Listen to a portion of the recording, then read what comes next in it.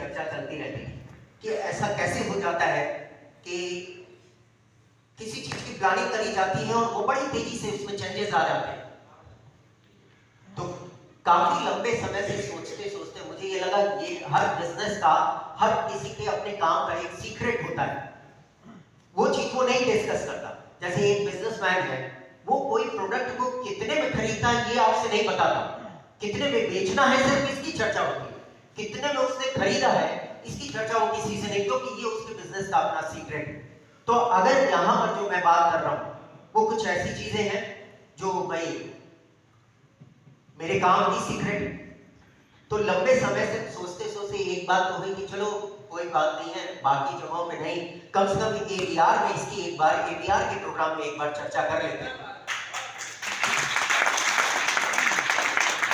और फिर अगर कोई नुकसान इससे नहीं हुआ तो बाकी जगहों पे भी इस प्रोग्राम को करा जाएगा, नहीं तो ये तो अपने बिजनेस की सीक्रेट आदमी किसी से क्यों डिस्कस करेगा। तो आज का प्रोग्राम उसी पर बेस्ड है। तो आज के प्रोग्राम का नाम है क्या चीज? राज की बात। अब सवाल ये उठता है कि राज की बात, तो ये राज की बात है क्या? क्या है ये राज की बात?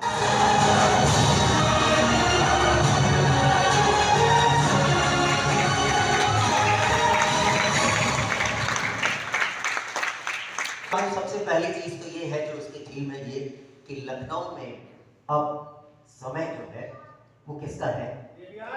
एबीआर का।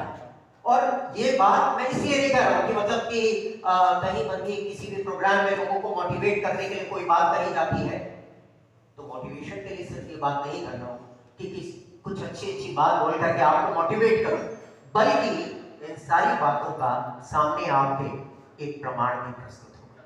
वो भी आपको देख कि क्यों मैं कह रहा हूँ कि लखनऊ में समय, आगे आने वाला समय अब एबीआर का है।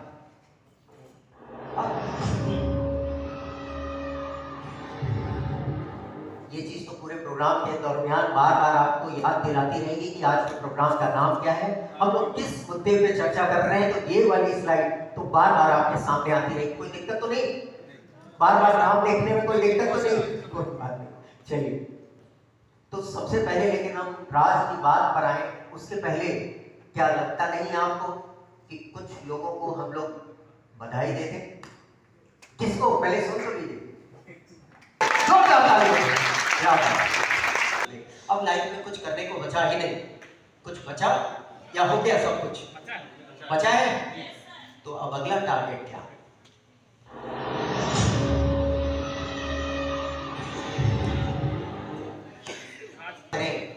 तो क्या इससे कोई मैसेज जा रहा है कि अगला टारगेट क्या है?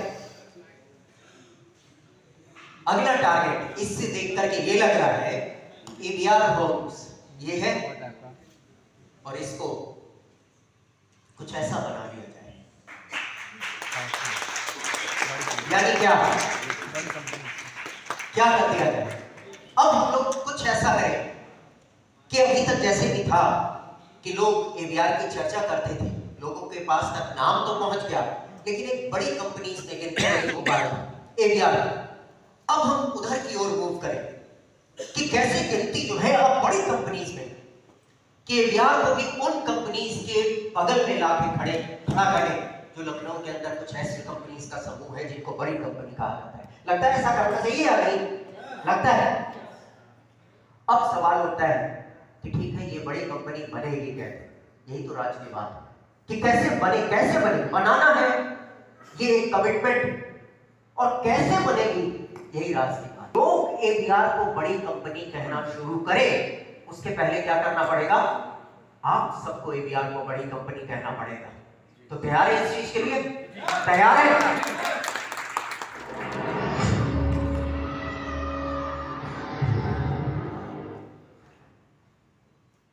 अब अगर हम बात करें कि चलिए ठीक है कि हमें एक बड़ी कंपनी, एबीआर को एक बड़ी कंपनी बनानी, तो बड़ी कंपनी का मतलब क्या होता है या कंपनीज का मतलब कैसे होता है? तो बड़ी के हिसाब से मैंने 3 कैटेगरी करना है। 3 प्रकार की कंपनी होती। कौन कौन सी? पहली छोटी कंपनी, पहली छोटी कंपनी, मतलब ये मैं किताबों की बात नहीं बता रहा हूं, ये जनरल बातचीत करने की बात बता रहा हूं। पहली कंपनी हुई छोटी कंपनी। दूसरा स्टेप होता है बड़ी दिखने वाली कंपनी। क्योंकि ऐसी भी कंपनीज बहुत सारी हैं जो बड़ी दिखाई पड़ रही हैं, लेकिन अभी बड़ी कंपनी की श्रेणी में वो नहीं है।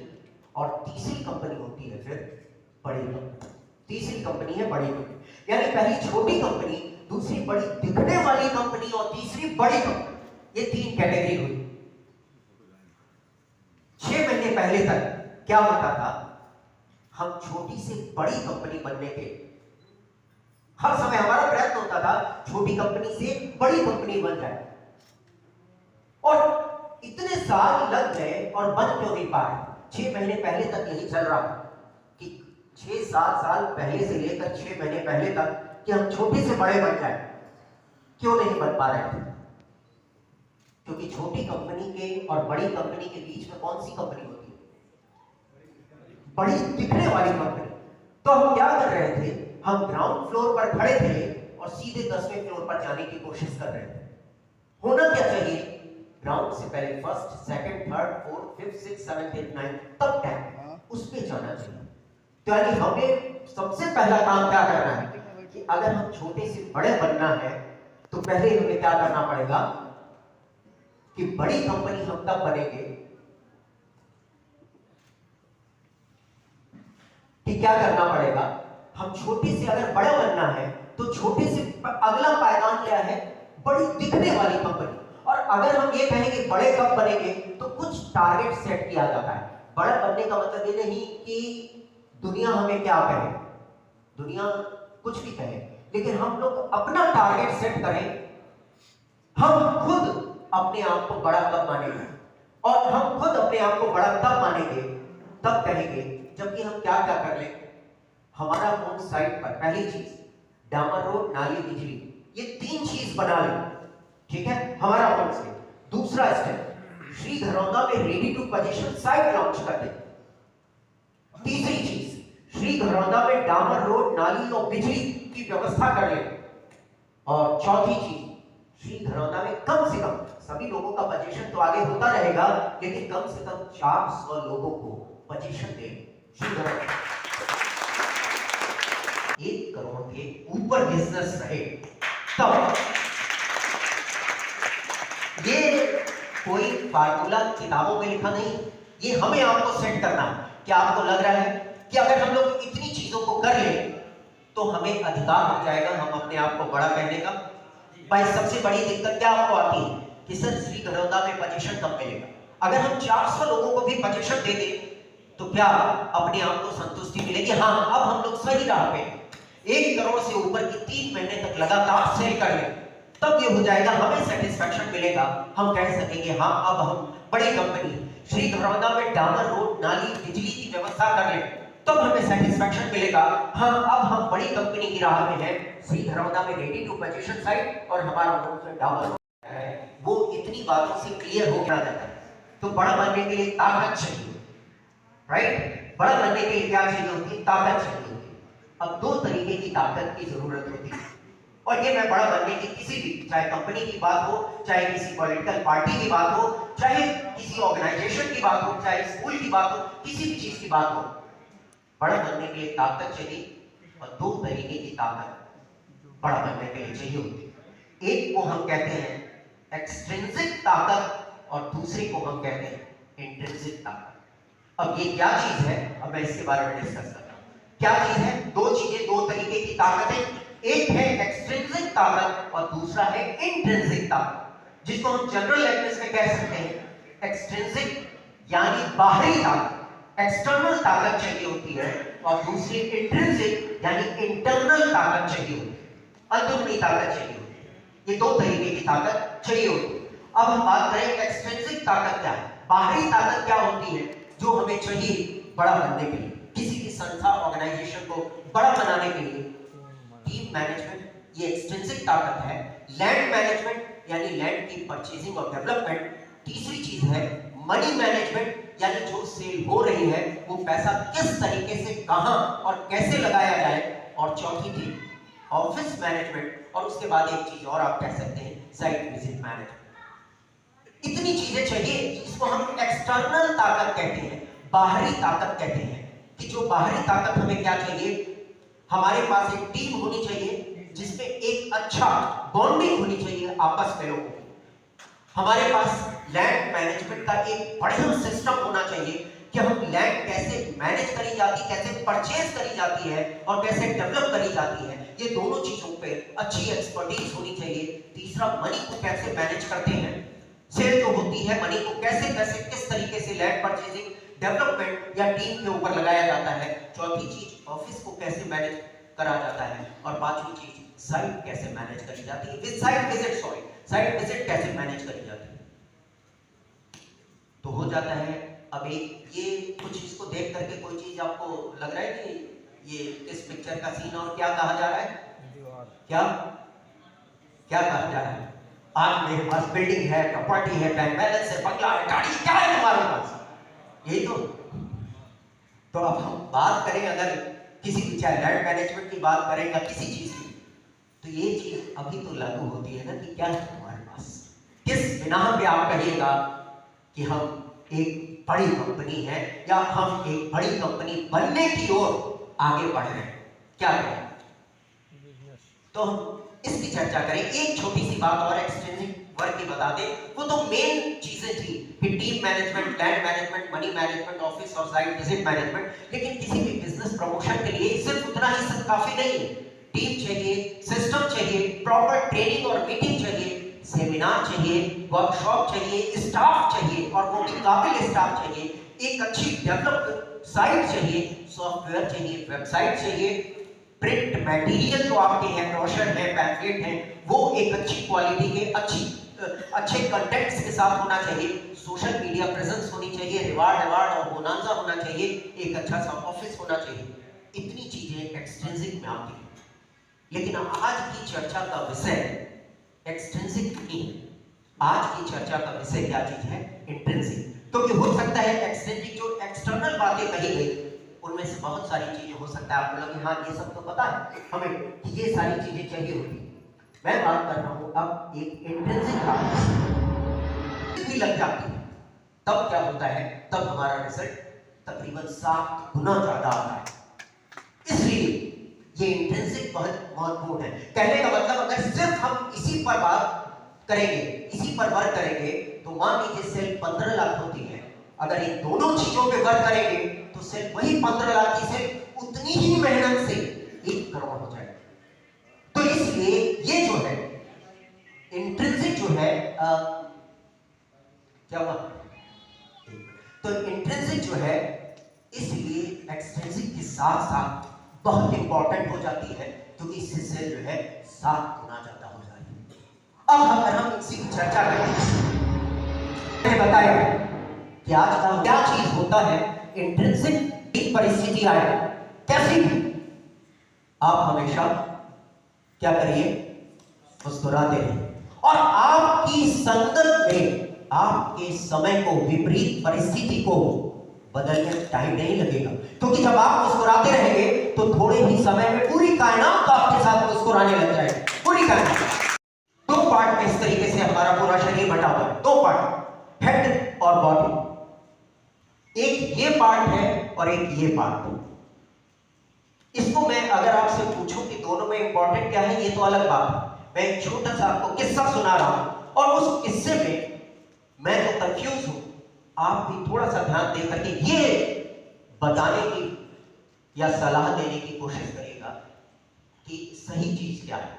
एक बार हुआ क्या, 2 व्यक्ति एक गांव से निकले शहर की ओर और बीच में एक जंगल पड़ता और यूजुअली गांव वाले क्या करते थे कि शाम होने के पहले ही जल्दी जल्दी वापस आ जाते थे शहर से, क्योंकि सबसे बड़ी दिक्कत क्या थी, उस जंगल में एक भयानक राक्षस थी और शाम होते जैसे ही हल्का सा अंधेरा गिरा तो बस वो क्या करता था, उधर से गुजरने वालों तुरंत बस उनके सर जो है धड़ से अलग कर देता। और ये सारे गांव को पता था, इसलिए जब भी वो शहर जाते थे वो वापसी दिन में ही करना पसंद करते थे कि कहीं शाम हो जाएगी तो कोई दिक्कत ना हो जाए। दोनों गए शहर और जब लौटने लगे, बिजनेस का मामला था तो थोड़ी सी देर हो गई। अब दोनों के मन में घबराहट तो थी, जल्दी जल्दी जंगल क्रॉस कर रहे हैं कि जल्दी से जंगल क्रॉस हो जाए अंधेरा होने के पहले। लेकिन जंगल में जब घुसे तब तो उजाला था, लेकिन पार करते करते करते करते अंधेरा। अपनी आदत, अपनी फितरत के मुताबिक उस राक्षस ने दोनों का सर धड़ से अलग कर दिया। एक तरफ बॉडी गिर गई और दूसरी तरफ सर गिर गई, दोनों के सर अलग कर दिए उसने। अब हुआ क्या कि उन दोनों में से एक की पत्नी, उसे बड़ी चिंता होने लगी। जब ज्यादा रात होने लगी तो उसे चिंता होने लगी कि इतनी देर हो गई, अभी तक ये लोग आए क्यों। जब ज्यादा देर होने लगी तो उसे शंका हुई, ऐसा तो नहीं कहीं जंगल में देर हो गई हो, कोई दिक्कत हो गई हो। और वो पहुंची जंगल में भागते करते, और जब वहां पहुंची तो वही जो वो सोचती हुई चली जा रही थी वही सामने टिके पड़ी। अब जब धड़ अलग पड़े हुए हैं और गर्दनें अलग पड़ी हुई, तो उसने जो है जोर जोर से रोने लगी और ईश्वर से प्रार्थना करने लगी। तो एक फरिश्ता वहां प्रकट हुआ, दया आ गई उसको, प्रकट हुआ। और उसने जैसे ही उससे बात करी, और बात करने के बाद उसने फिर उस पर दया करते हुए उसने ये कर दिया कि चलो ठीक है, मैं तुम्हारे पति और उसके दोस्त को जिंदा कर दूं। और उसने गर्दन उठाई और दोनों धड़ों पर रख दी और चला गया। इसमें दिक्कत की क्या बात है? गर्दनें तो जुड़ गई, तो इसमें दिक्कत की क्या बात है? दिक्कत हो गई कि अब इन दोनों में उसका पति बदल गया ना। अब ये जरूरी नहीं है तो आपका भी, तो मेरी नहीं, तो कम से कम उस औरत की मदद करिए जिसको अपने पति के रूप में स्वीकारे।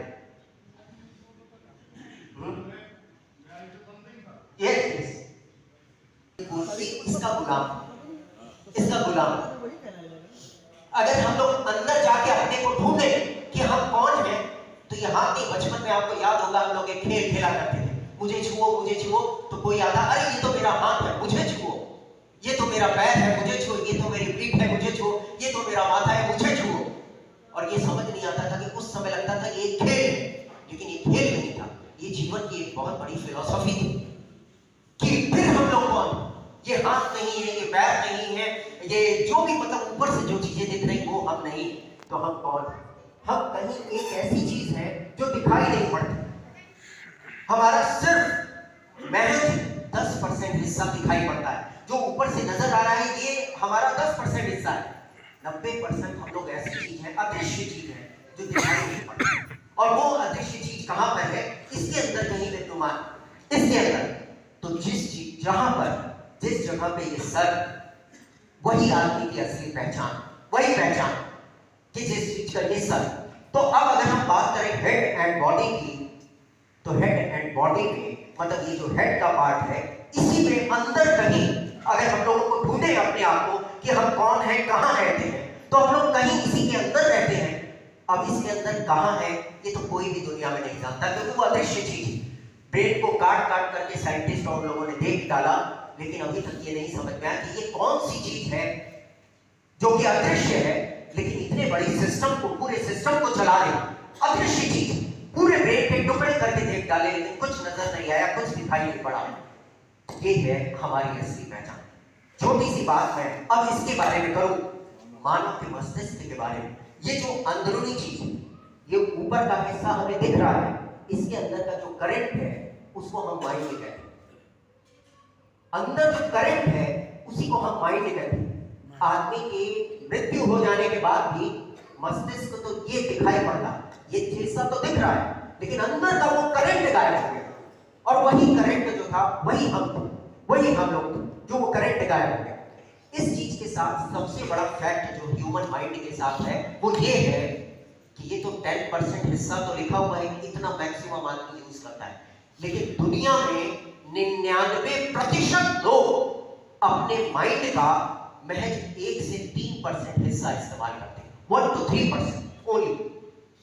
सोचिए 97% ब्रेन, 97% माइंड आपका ऐसे ही बेकार पड़ा रहता है, जिसका ताज जिंदगी कोई इस्तेमाल नहीं होता। यानी एक ऐसी अनोखी चीज है हम लोग कि अगर सिर्फ ब्रेन का ज्यादा से ज्यादा हिस्सा इस्तेमाल करने लग जाए तो दुनिया में कोई भी किसी भी फील्ड में, किसी भी सेगमेंट में इतिहास रचा जा सकता है। और 100% की तो जरूरत ही नहीं। जानते हैं दुनिया में अभी तक साइंटिस्ट के अनुसार जबकि हिंदुस्तान का इसमें थोड़ा सा मतभेद है और तमाम दुनिया के वैज्ञानिक मानते भी हैं कि शायद दुनिया का सबसे ज्यादा ब्रेन का इस्तेमाल करने वाला धरती पर कोई शख्स हुआ है तो वो स्वामी विवेकानंद। लेकिन चूंकि कोई ऐसा उनके ब्रेन की रिसर्च नहीं हुई, कोई ऐसा प्रूफ नहीं है, इसलिए वैज्ञानिक मानते हैं कि सबसे ज्यादा इस्तेमाल कोई करता था तो वो अल्बर्ट आइंस्टाइन। अल्बर्ट आइंस्टाइन अपने सबसे ब्रेन का सबसे ज्यादा यूज अगर धरती पर किसी ने किया है तो वो है अल्बर्ट आइंस्टाइन। नाम सुना होगा आप सभी अल्बर्ट आइंस्टाइन का। और जानते हैं कितना परसेंट यूज करता था वो? कितना करता होगा? आपको क्या लगता है सबसे ज्यादा जो करता था वो कितना परसेंट यूज करता रहा होगा? कुछ भी बोलिए, कोई दिक्कत नहीं है उसमें, गलत तो सही होने पे कोई दिक्कत नहीं होगी। 86% ब्रेन का इस्तेमाल तो अल्बर्ट आइंस्टाइन नहीं करता। तो अगर सोच लीजिए, अगर आप या आपके घर में जो भी जिसको भी आप पढ़ाई लिखाई घर में बच्चों की हो रही है, अगर वो 15% ब्रेन का इस्तेमाल करने लग जाए तो सोचिए दुनिया में सबसे बुद्धिमान, सबसे ज्यादा नॉलेज वो होता है जो कि अगर 15% ब्रेन का इस्तेमाल करें। मेडिकल साइंस माइंड पे नहीं रिसर्च करती, लेकिन जो ब्रेन पर रिसर्च कर रही है, तो मेडिकल साइंस भी ब्रेन के बारे में महज 3% जानकारी रखती है। 3%। इसलिए अक्सर आपको सुनने में आता है कि ब्रेन में कोई दिक्कत होगी, उसका ऑपरेशन होना है, तो वो बड़ी दिक्कत होती है कि ये लगता है कि 90% से ज्यादा केसेस में बचने की उम्मीद कम हो जाती है। क्यों? जब मेडिकल साइंस को ही पता ही नहीं ब्रेन के बारे में, 3% की नॉलेज है, तो सक्सेसफुल ऑपरेशन कैसे होगा? तो हम बात कर रहे हैं इसकी अगर माइंड की। अब हम आते हैं थोड़ी सी आपको जानकारी दो माइंड के बारे में कि ये माइंड क्या है। सबसे पहले तो ये समझिए, माइंड कोई ऐसी चीज नहीं है जिसकी ओर इशारा करके हम लोग बोले ये हमारा माइंड। ये सिर्फ करंट, आप तार की ओर, हम इस इंस्ट्रूमेंट की ओर इशारा कर सकते हैं, हम इस बिजली के बल्ब की ओर और तार की ओर इशारा कर सकते हैं, इस शॉन्डियर की ओर इशारा कर सकते हैं, लेकिन उस करंट की ओर इशारा नहीं किया जा सकता क्योंकि वो इनविजिबल है, दिखाई ही नहीं पड़ता। उसका अनुभव सिर्फ तब होता है जब उस नंगे तार को छू लिया जाए, तब पता चलता है इसमें कोई ऊर्जा है, दिखाई नहीं पड़ रही है लेकिन है। तो जब हम माइंड की बात करते हैं, माइंड भी वही ऊर्जा है।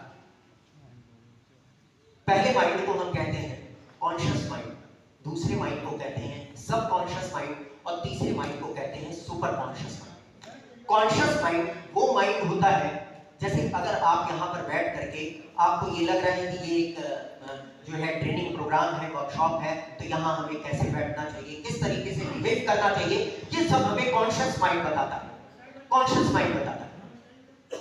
सब कॉन्शियस माइंड एक स्टोर रूम है, हमारे ब्रेन के अंदर एक स्टोर रूम है जिसमें तमाम चीजें जो हम सीखते जाते हैं वो स्टोर होती रहती है, चीजें अंदर स्टोर होती रहती हैं। जैसे बचपन से आपको एक बिल्ली की तस्वीर दिखाई गई और बताया गया ये बिल्ली सब कॉन्शियस माइंड के अंदर ये चीजें स्टोर हो गई।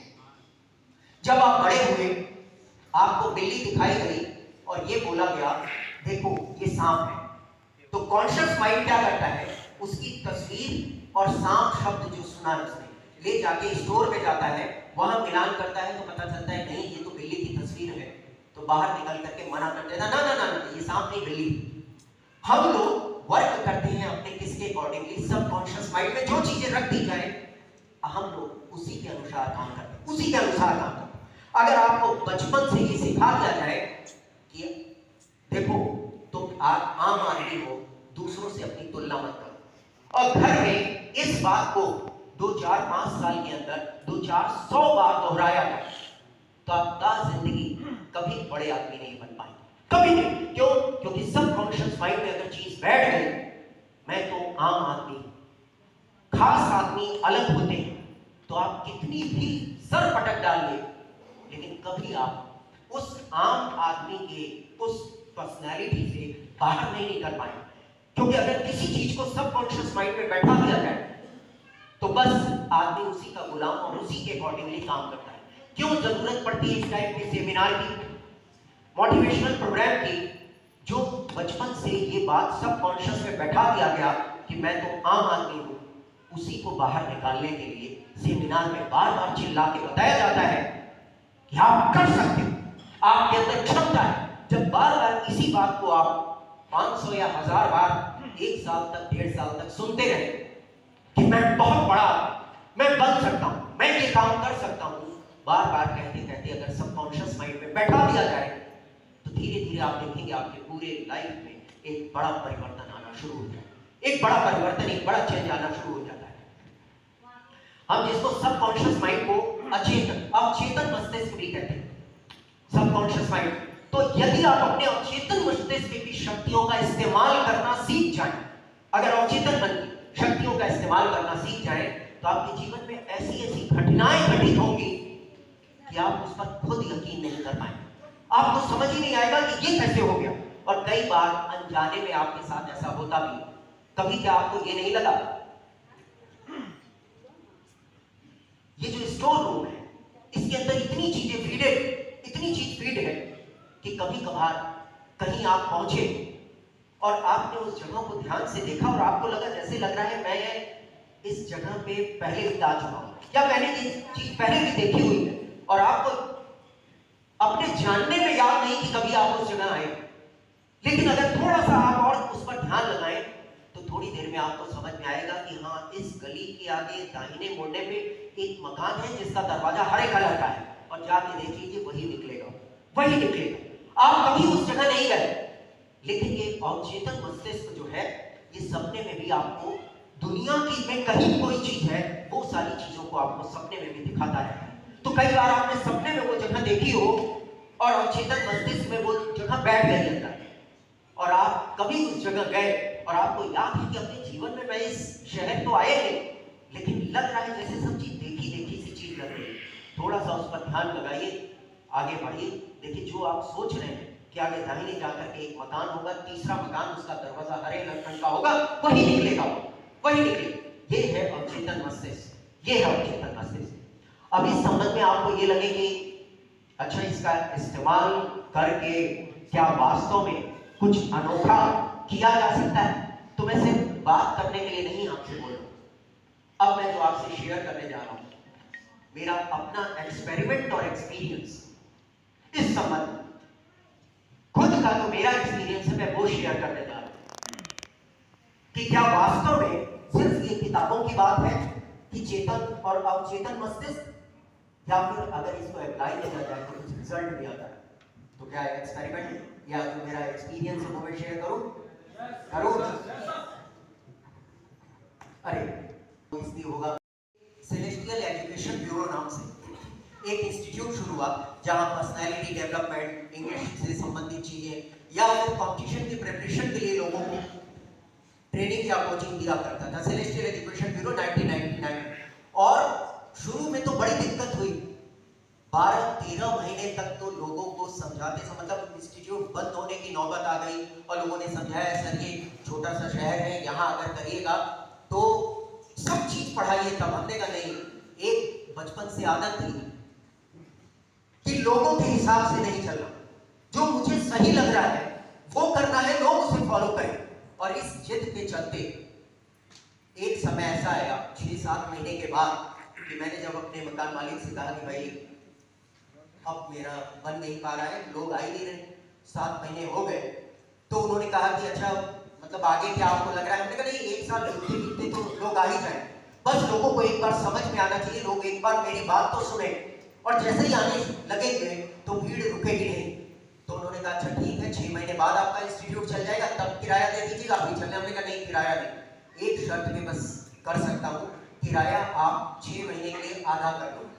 थोड़ी देर वो सोच में पड़े, उसके बाद उन्हें लगा कि यार बंदे की बात में तो दम लग रहा है, 6 महीने का मौका दे दो, उसके बाद तो हर साल किराया बढ़ाना है। हमने कहा हर साल बढ़ेगा, और वो तैयार भी हो गए, 6 महीने के लिए, और 6 महीने का ही मेरे पास समय था।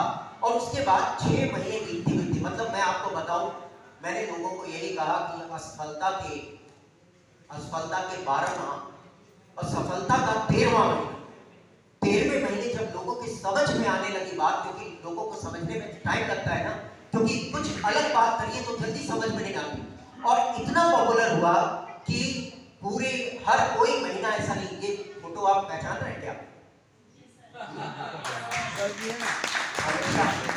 हमेशा से बात है, ऐसे नहीं, हमेशा से ऐसा नहीं था। ये 2003 की फिर बात।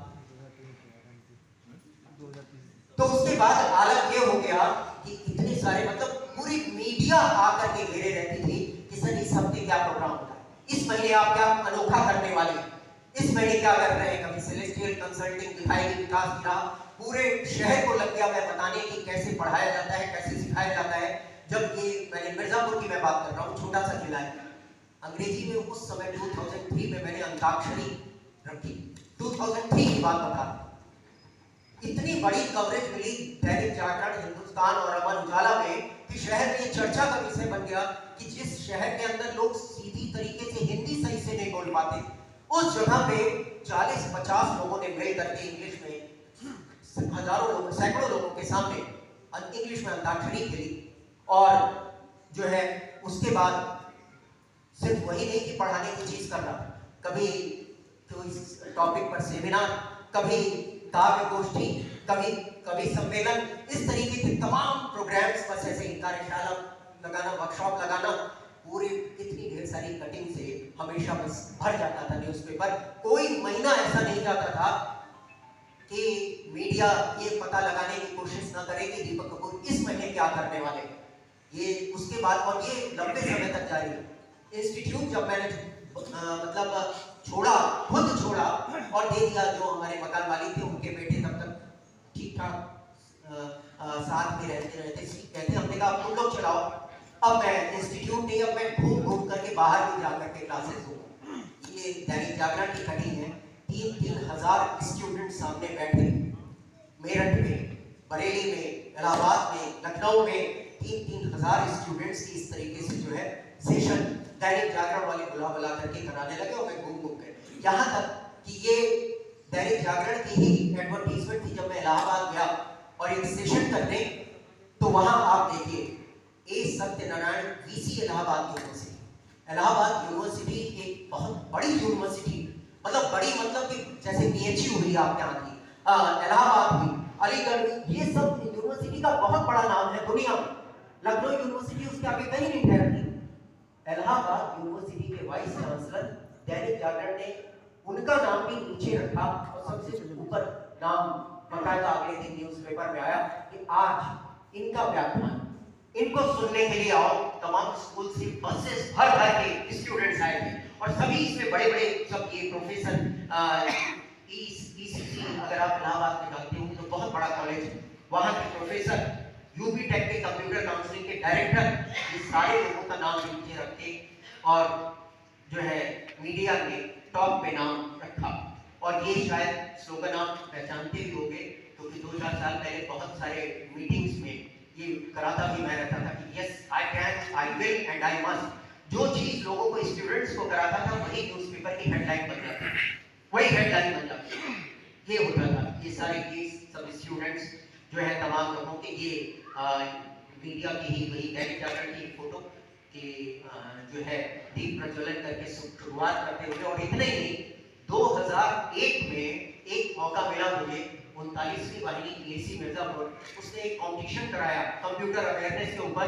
10 डिस्ट्रिक्ट की पीएसी की बटालियन को बुलाया और जब लोग आए तो होता क्या है, कॉम्पिटिशन कुछ भी हो, लेकिन लोगों को लगता है कि एक कोई किसी ऐसे शख्स को बुलाओ जो कुछ बोले और लोगों के अंदर ऊर्जा भर जाए।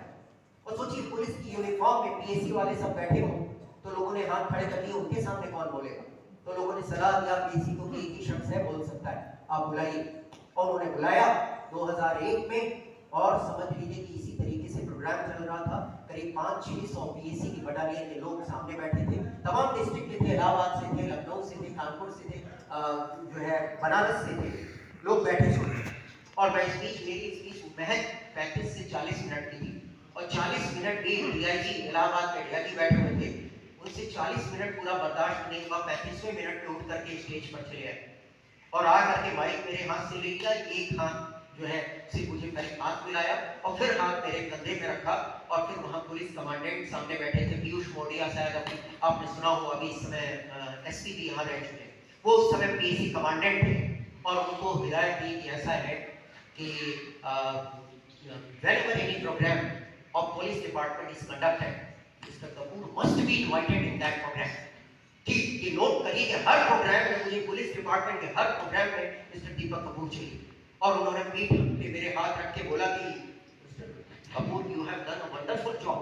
पुलिस डिपार्टमेंट के अंदर आपने जान फूंक दी कि मुझसे रहा नहीं गया, मैं चेयर से उठ के चला।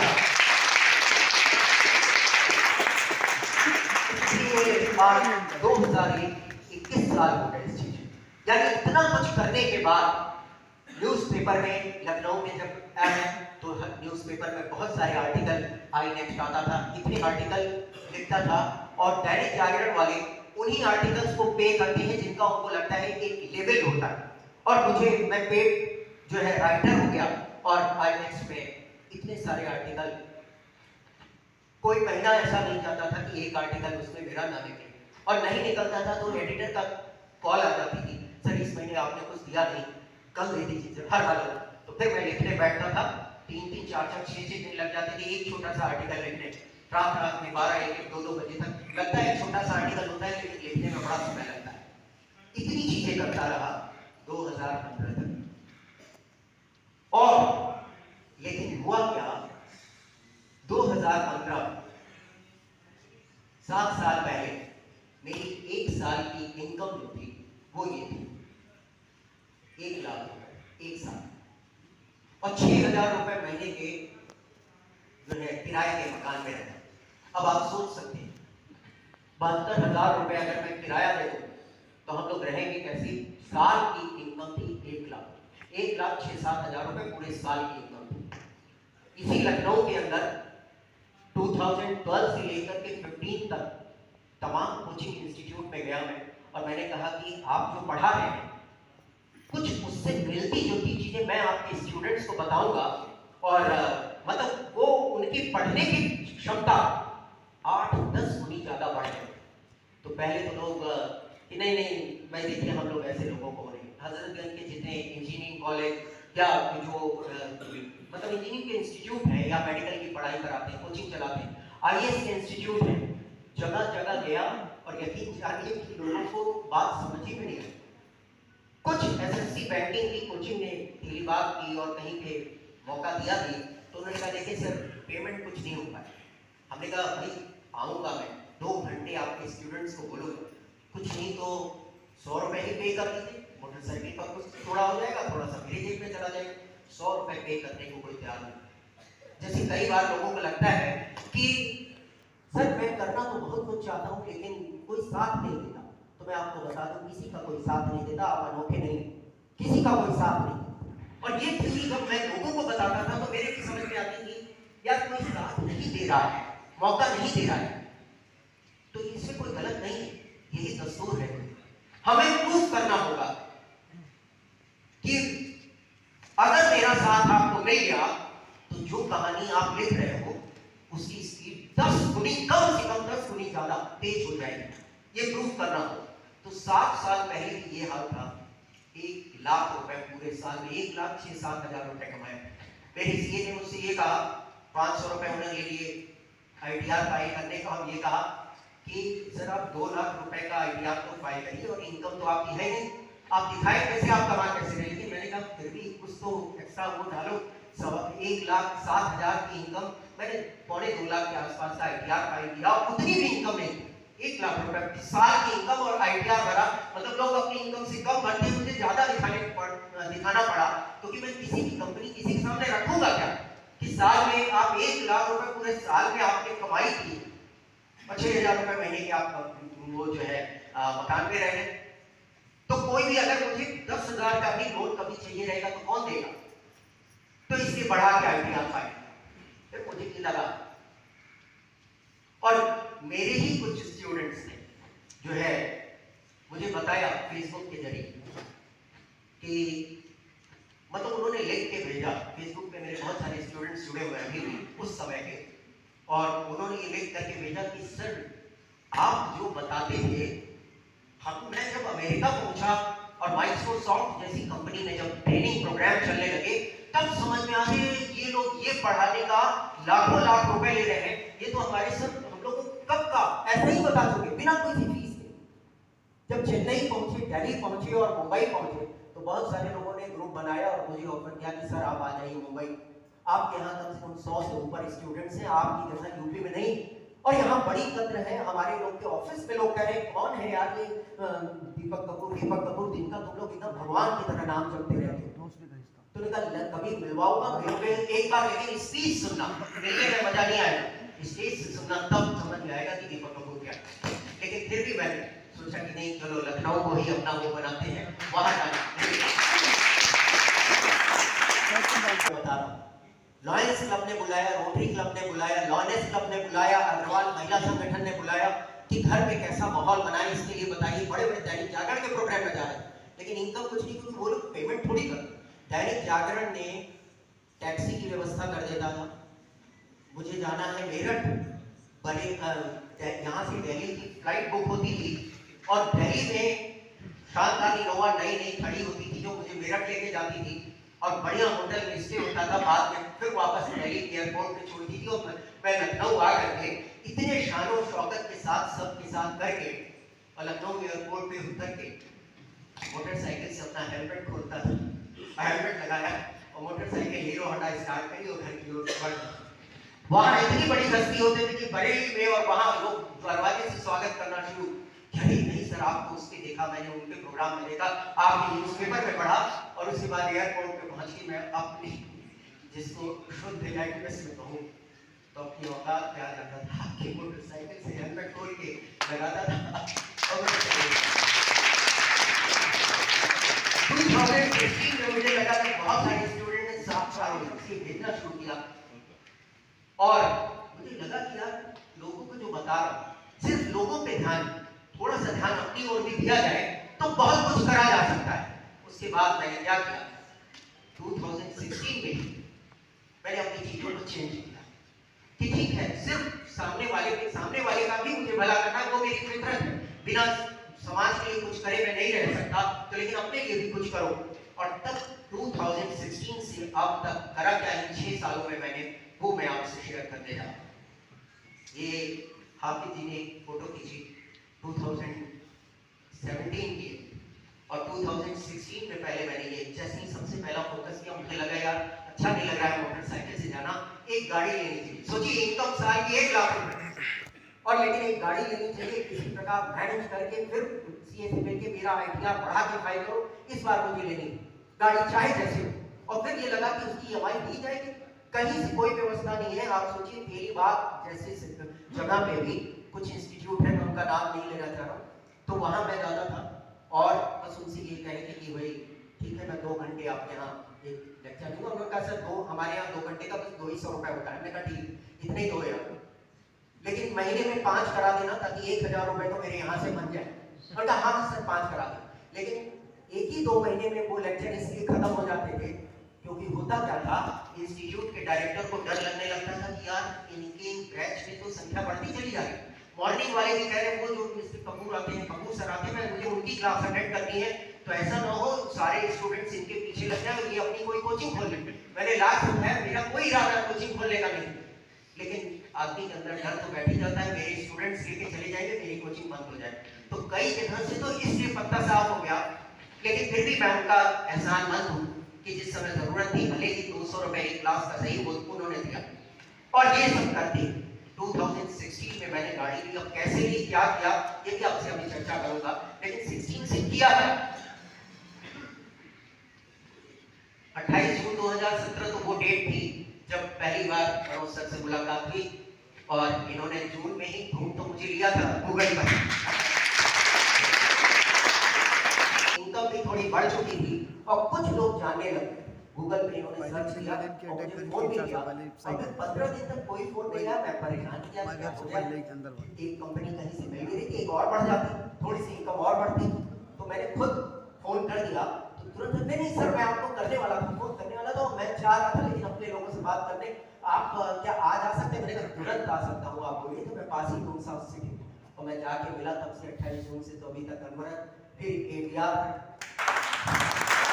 हाँ, मैंने देखा है आपको कई बार एवीआर होम्स के प्रोग्राम में देखा है आपको, और आपके उसमें फेसबुक पे पढ़ा भी। तो मतलब ये हो गया कि वो तो सर की ही है कंपनी एवीआर होम, इतना रिश्ता घना हो गया। वो तो वहां पर हुआ क्या कि उसके बाद जो है 19 आया, इसमें मेरी इनकम 1 लाख रुपए महीने की 2016 से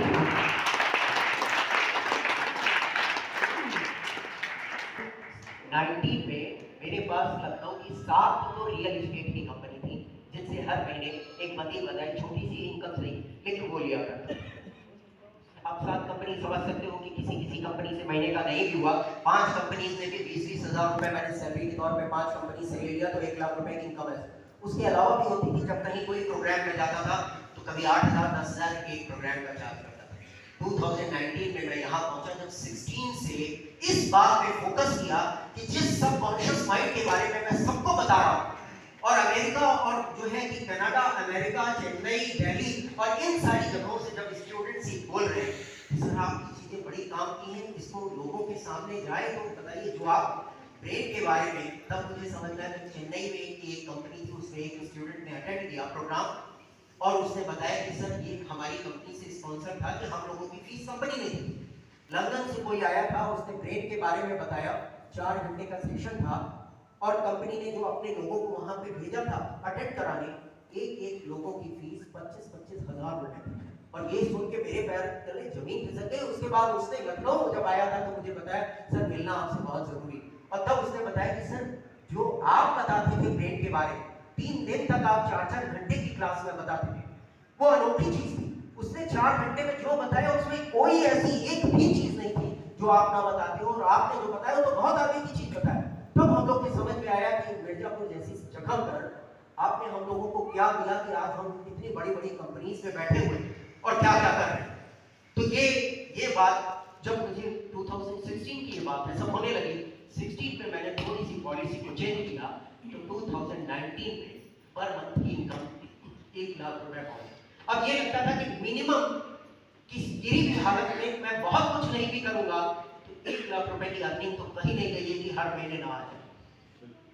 और लेकिन अब उसका एक और मूल मंत्र बता दूं आपको, जो अब मेरी फितरत है। और मैंने इस चीज को देखा, कई लोगों ने कहा कि देखिए सर समाज और देश का छोड़िए, नहीं तो आज के समय में कुछ नहीं कर पाएंगे। और मैं आपको वो उल्टी बात थी, मैं आपको सीधी बात बता रहा हूं। आज तक बिना समाज और देश का सोचे मैंने कुछ भी काम नहीं किया, और मुझे जो रिजल्ट आता है वो उन्हीं चीजों का आता है। और मैं तो यही कहता हूं लोगों से, सिर्फ अपने और अपने परिवार के लिए ही कुछ करना। राक्षस सुना, राक्षस की सीन नहीं होती, वही व्यक्ति जो सिर्फ हर समय अपना अपना परिवार बस उसके लिए सोचता है वो राक्षस है।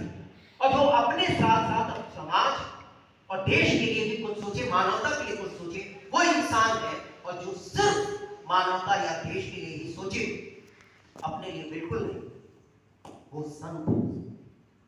संत 1 लाख कम हो जाती है। और कम क्या, सिर्फ 1 लाख रुपए अगर हफ्ते हो जाता है तो मुझे लगता है कि थोड़ा गड़बड़ हो गई। ये तो मैं आपको मिनिमम, कोई हफ्ता ऐसा नहीं जाता कि कम से कम 1 लाख की इनकम है। यानी 50 लाख से ऊपर इस साल 2022 का जो हमारी इनकम होगी वो 50 लाख प्लस। यानी अगर हम तुलना करें 2019 से 4 गुना ज्यादा और 2015 से 52 गुना ज्यादा, जितना साल की इनकम थी उतनी अब उससे कहीं ज्यादा महीने हर हफ्ते की हो, हर हफ्ते की हो। लेकिन इसमें तब भी ऐसा नहीं रहा कि मैंने ये चेंजेस नहीं करे कि सिर्फ अपना सोचूं।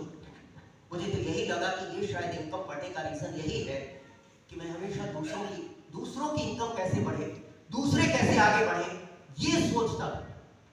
उसमें थोड़ा समय लगता है, लेकिन जब लोगों की बात समझ में आती है तो उसके बाद 2016 से 6 साल के अंदर सफर यहाँ पहुंच गया। 50 लाख रुपए तो साल की मैं मिनिमम बता रहा हूँ, ये 55 होगी कि 58 होगी कि 62 होगी, अभी तो 3 महीने बचे हैं मार्च पूरे, तब समझ में आया। अब सोचिए ये सफर क्या था। 16 की शुरुआत 2015 में गर्मियों में कूलर चाहिए था, एक बड़ी गर्मी थी और 3000 का था। तेली बाग में ढूंढ डाला सर ने, सबसे सस्ता कूलर 3000 का था और बिना लिए ऐसे ही गर्मी निकाली। चारों तरफ कमरे के अंदर जो है बाल्टियों में पानी भर के फ्रिज में बर्फ डाल के और पानी को ठंडा कर दिया ताकि जो है पंखा चले, तो उससे तब में बाल्टी में और जितने भी बर्तन होते सब ऐसे, तब भी उसके बाद गर्मी नहीं जाती थी। ये हाल था। और 2022 का ये कि आज जो अपार्टमेंट जिसमें रह रहा हूँ उसमें कुल खर्च मेरा 1 करोड़ प्लस 1 करोड़ 6 लाख रुपए का लोन लिया। बाकी सारी चीजें, सारा पैसा खुद कहीं से। और एक नजर उस पर दिखा भी दूँ कि बहुत लोगों के, जब इतने लोगों के एप्रिसिएशन आए और वो आए, तब मुझे पता चला कि अपार्टमेंट, जबकि ये फोटो तो शुरू की है जबकि इसमें कुछ रखा भी नहीं हुआ था, तब भी ये बता कि लोगों ने यूट्यूब से लेकर उस पर फोटो मंगाई और एप्रिसिएशन दिया कि अरे गजब का इनका बना हुआ है। और पूरे उस अपार्टमेंट 600 अपार्टमेंट है वहां, और बिल्डर के अपने सैंपल फ्लैट को छोड़ के लोग मेरा देखने आते हैं कि सर एक बार इंटीरियर दिखाना था, तो ये आपका इंटीरियर दिखा दो। तो ये तो बस अभी पूरा कंप्लीट भी नहीं हुआ था कि फोटोग्राफ्स तो उस समय के।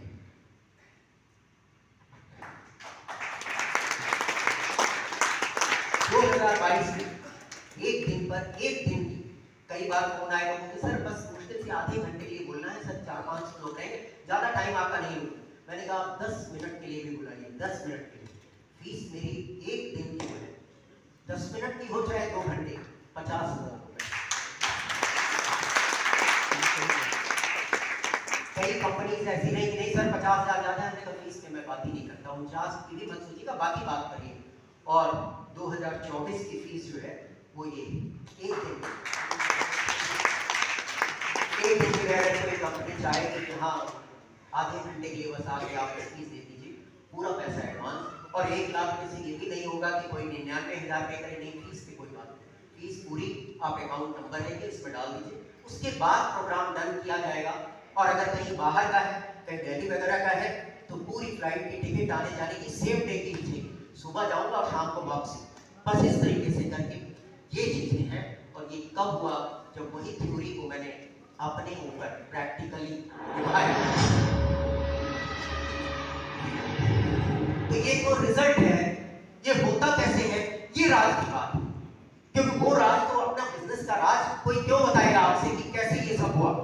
तो एक एक्सपेरिमेंट और एक्सपीरियंस जो रहा मेरा इस सफर का 2016 से, उस एक्सपेरिमेंट के तहत मैंने बहुत से ऐसे काम किए जिसमें लोग कहते थे कि ये करना मेरे बस का नहीं।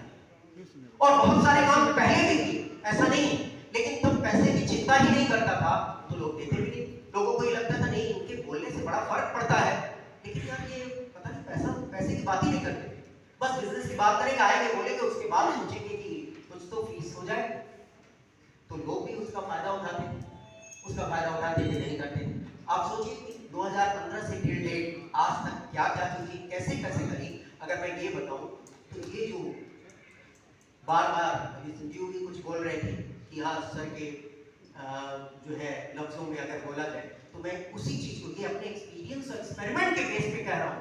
पूरे जिद जुनून और जज्बे के साथ आप जो भी सोचते हैं, आपकी जिंदगी में वही घटित होता चला जाता है, वही होता है आपकी जिंदगी। ये 2012 की, जब मैं सिर्फ स्टूडेंट्स के साथ ही, ज्यादा मेरा रिश्ता स्टूडेंट्स के साथ था। और बहुत पहले उस समय भी मैंने कई काम ऐसे किए। 2007 में ये पहचानते हैं आप, सुनील शास्त्री जी, इनको पहचानते हो? मतलब मैं ये कहूँ कि हिंदुस्तान का नहीं, पूरी पृथ्वी के सबसे बेहतरीन प्राइम मिनिस्टर अगर कोई रहा, पूरी पृथ्वी की मैं बात कर रहा हूँ, अगर सहमत हो तो सम्मान दे सकते हैं। लड़ना था मिर्जापुर से, तो मैं यहीं रहता था लखनऊ में। तो उनको लोगों ने बताया कि देखिए मिर्जापुर में इलेक्शन लड़ना है, तो लखनऊ में एक है दीपक कपूर, उनको आप बुलवाइए, उनसे मुलाकात करिए।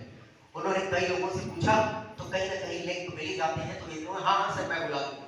जैसे ही उन्होंने मुझसे कहा कि सुनील शास्त्री कैसे, लाल बहादुर शास्त्री जी के बेटे, तो मैं तो ऐसे ही हाथ जोड़ दिया। उन्होंने कहा लाल बहादुर शास्त्री और सुभाष चंद्र बोस, ये 2 ऐसे नाम हैं जिनके लिए तो लगता है कुछ भी करा जा सकता है।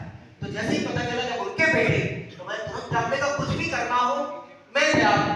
और कई लोगों ने उनको सलाह दी, जा रही सर नहीं, वो पॉलिटिकल आदमी नहीं, पॉलिटिकल मीटिंग नहीं ले पाए, लेकिन उनको पता नहीं क्यों लगा, क्योंकि ये बहुत एजुकेटेड और बहुत बढ़िया, इतनी बढ़िया एजुकेशन है, इतनी बढ़िया स्पीच है, इतना सब कुछ शानदार है। और मुझे भी बड़ा अच्छा लगा, तो मैं तुरंत मिलने पहुंचा। बटलर पैलेस में, यही लखनऊ में मुलाकात थी। मैं गया, मैं छुआ, मैंने कहा इतनी बड़ी हस्ती से मुझे मिलने का मौका मिला। उन्होंने तुरंत मुझसे यही कहा कि दीपक आपको मिर्जापुर जाना है और मेरी पॉलिटिकल मीटिंग है वो लेना। मैंने कहा सर मेरा तो ये सौभाग्य हो गया। और कई लोगों ने कहा अरे सर इन्होंने कभी पॉलिटिक्स की एबीसीडी नहीं जानते, लेकिन इनको पता नहीं क्यों विश्वास था। उन्होंने कहा मुझे वो नहीं चाहिए, मुझे पता है ये करने का। बस इनके अंदाज से और चेहरे से मुझे समझ में आ गया। और आपको बताऊं, मैं अगले दिन जब पहुंचा, मैं उसे जिस दिन मीटिंग थी, जब मैं मिर्जापुर पहुंचा, इनके साथ के बहुत सारे लोग जब मिलने आए तो उनका दिल बैठ गया कि अरे यार ये तो इतने सीधे साधे आदमी हैं, पॉलिटिक्स में ये क्या कैसी स्पीच देंगे, और कल तो पूरी मीडिया बैठी होगी।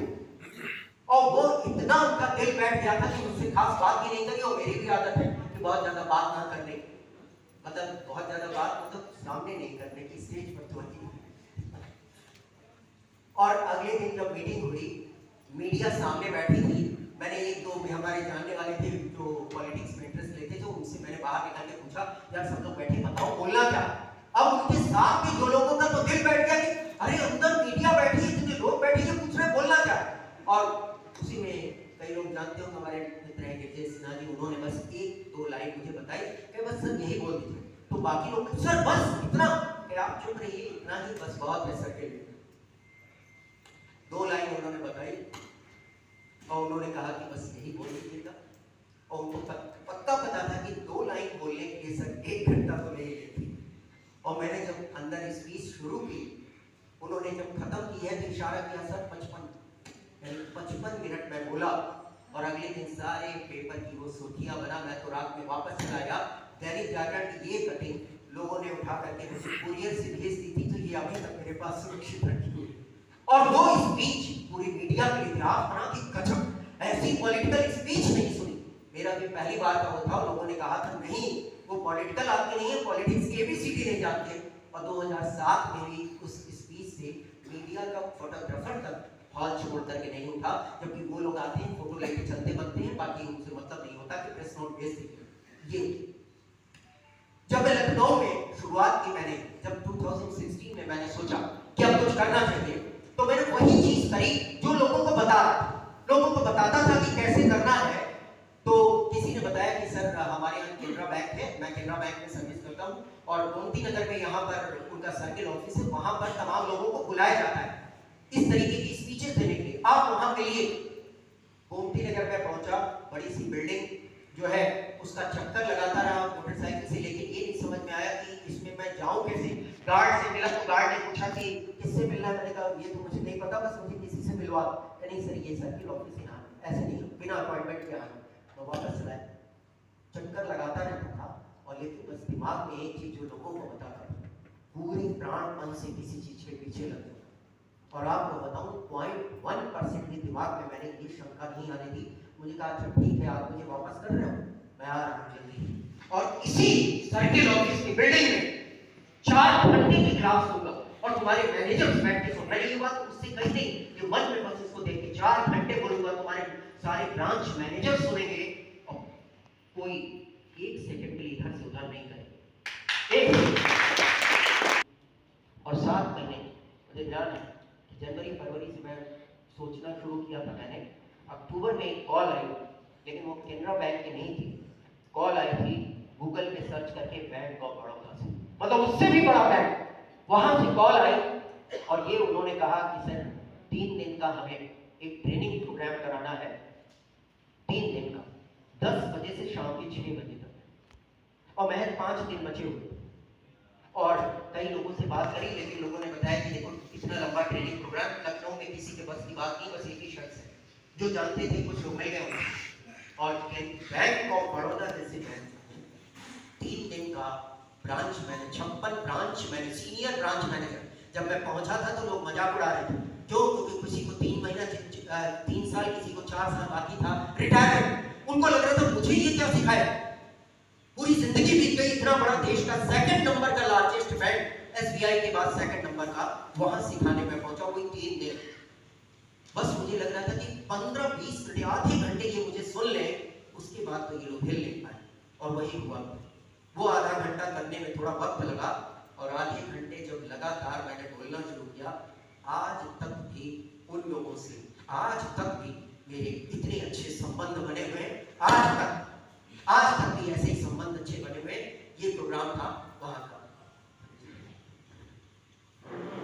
ये और सीनियर ब्रांच मैनेजर्स का जब मैंने ये प्रोग्राम किया, महज एक हफ्ते बाद फिर से बुलावा आया कि सर दूसरा बैच है, वहां पर भी आपको इसी टाइप का प्रोग्राम है। 2 लगातार मैंने प्रोग्राम अक्टूबर और नवंबर में इनके लिए किया, सीनियर ब्रांच मैनेजर।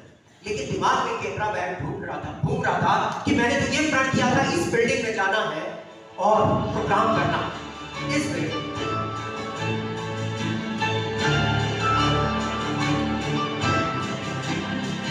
ये 2016 की बात थी। बैंक ऑफ बड़ौदा के बाद जो है मेरे पास कॉल आई, और 15-16 के आसपास दिसंबर से लेके फरवरी एंड तक लगातार सेशन चलते हैं। पहले सेशन इतना जोरदार हुआ उसी सर्किल ऑफिस में अब कोई मुझे रोकता टोकता नहीं था, गार्ड नहीं जाता था तो तुरंत वो पहचानने लगा था, अरे सर करके वो ये केनरा बैंक की। फिर उस समय जो मैं कब से फरवरी से शुरुआत मैंने की थी कि इस केनरा बैंक में ट्रेनिंग देनी है, और दिसंबर में कहीं जाकर उस केनरा बैंक से कॉल आई, और फिर ये ब्रांच मैनेजर्स और कभी ऑफिसर्स, कभी जो है क्लरिकल, 167 ब्रांचेस के लोगों को। बैंक ऑफ बड़ौदा में तो सिर्फ 3 बार मैं प्रोग्राम किया मैंने, लेकिन केनरा बैंक में आप सोचिए कि 4-3.5 महीने तक लगातार प्रोग्राम किया। हर हफ्ते 4 दिन की सेशन होता, 2 दिन का मैं देता था, फिर बैच बदल जाता था, 1 दिन की गैपिंग, फिर दूसरा बैच आता था। और पूरी यूपी के 167 ब्रांचेस के केनरा बैंक के लोगों ने कहीं ना कहीं, चाहे ब्रांच मैनेजर, ऑफिसर या क्लरिकल कैडर का कोई ना कोई प्रोग्राम अटेंड करके बैठा है। ये रहा पहला। उसके बाद मुझे लगा, मैं बार-बार देखा करता था पेपर में कि तमाम बड़े-बड़े मोटिवेशनल स्पीकर की जो सेमिनार थे वो 5 स्टार होटल्स में होती। अब मेरे दिमाग में ये बैठ गया कि यार एक बार कोई चीज सही हो गई, फिर से सोचना शुरू करो। फिर लगा यार 5 स्टार होटल, वहां पर कोई क्यों बुलाएगा, और जो है फिर दिमाग में आया, फिर गलती कर रहे, केनरा बैंक में कोई क्यों बुलाएगा। मैं तो ना केनरा बैंक से था, ना किसी यूनिवर्सिटी से था, ना कहीं का प्रोफेसर था, तो आखिर लोगों ने बुलाया। हाँ, लग गए थे, समय लगा, फरवरी से होते होते दिसंबर आ गया, लेकिन 10 महीने बाद ही सही लोगों ने बुलाया, और 3-3.5 महीने तक प्रोग्राम चला। और उसी में जब एक साथ 1,80,000 रुपए का पेमेंट हुआ, तो मेरे लिए तो 1,80,000 तकरीबन 2 साल की इनकम थी, जो एक बार में 3.5 महीने में उन्होंने पेमेंट किया। और जिस अभी मैं गाड़ी दिखा रहा था, आपने जी ने फोटो खींची, वही गाड़ी उसी समय ली थी केनरा बैंक का जब पेमेंट आया था, तब उससे वो गाड़ी रेडी। फिर मैंने सोचना शुरू किया, और ये आपको इसीलिए बता रहा हूं कि बस किसी भी चीज को 0.1% संदेह मत आने दीजिए। और ये भी कहा जाता है ना, उसके घर देर है अंधेर नहीं, पेशेंस आपका चेक करता है। देखें, पूरी ऊर्जा के साथ, पूरे डेडिकेशन के साथ, पूरे डिवोशन के साथ, पूरी तन्मयता के साथ और पूरी ऊर्जा और प्राणपन के साथ आप सोच रहे हो किसी चीज के बारे में कि नहीं। अगर सोच रहे हो तो फिर वो चीज हकीकत में उतरने लगती है। जब मैंने 5 स्टार होटल सोचना शुरू करा, फिर इस बार समय लगा, लेकिन उतना नहीं लगा कि 10 महीने नहीं लगे। और इसके बाद मेरे पास एक फोन आया दिल्ली से, और दिल्ली से वो तो मेरे जीवन का उस समय तक का सबसे बड़ा प्रोग्राम था। और वो भी कहां से फोन आया था, rotary club of new Delhi. सोचिए, रोटरी क्लब, किसी भी शहर में रोटरी क्लब का मतलब होता है जितने धनाढ्य लोग हैं, रिचेस्ट पर्संस हैं, रोटरी क्लब में वही रहते हैं। सबके बस की तो बात नहीं। साल की वहां पे कुछ नहीं, फीस कहेंगे 20 लाख 1.5 लाख रुपए साल में तो लोग देते हैं जैसे क्लब को। तो रोटरी क्लब में कैसे हो, रोटरी क्लब, और वो भी न्यू दिल्ली का। और वहां से कॉल आई कि सर हम लोग एक प्रोग्राम, हम लोग आगरा में ये चाह रहे हैं, एक दिन का हम लोग का घूमने का है, और एक दिन का हम आपको का सेशन चाह रहे हैं। गूगल पे हमने आपके बारे में सब कुछ पढ़ा और पूछा। मेरे हाथ से फोन छूटते छूटते गिरा, गिरते गिरते छूटा, क्या कहेंगे, कुछ गड़बड़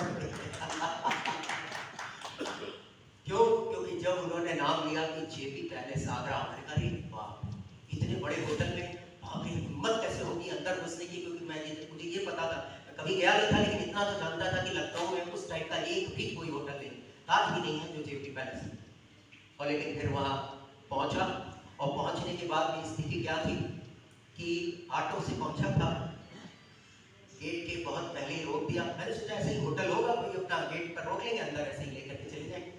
अब पता चला जब गेट पे पहुंचा तो पता चला रिसेप्शन आधा किलोमीटर अंदर है। इतना बड़ा होटल, तो मैंने कहा लखनऊ में कभी देखे नहीं, तो अब करूँ क्या। तब से एक जो है टैक्सी वाला किसी को छोड़ करके उसने कहा सर क्या रेलवे स्टेशन चलना है क्या।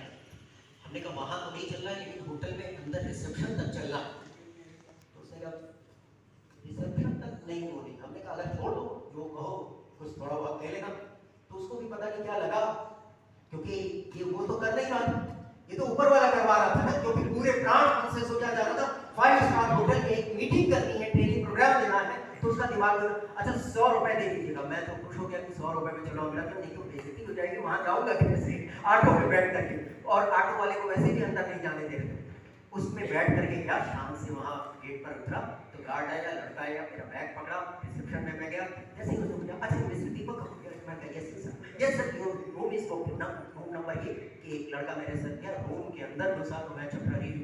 होटल क्या ऐसा रूम होता है इतना बड़ा, कभी गए मेरे दिमाग में आया कि यार तब क्या 5 स्टार करते थे, 5 स्टार कभी देखा था नहीं, तो इसी चक्कर में पड़ गया कि अभी इतना बड़ा हॉल, इतनी बड़ी चीजें। ये 2 घंटे का एक सेशन जेपी पैलेस आगरा। ये स्टेशन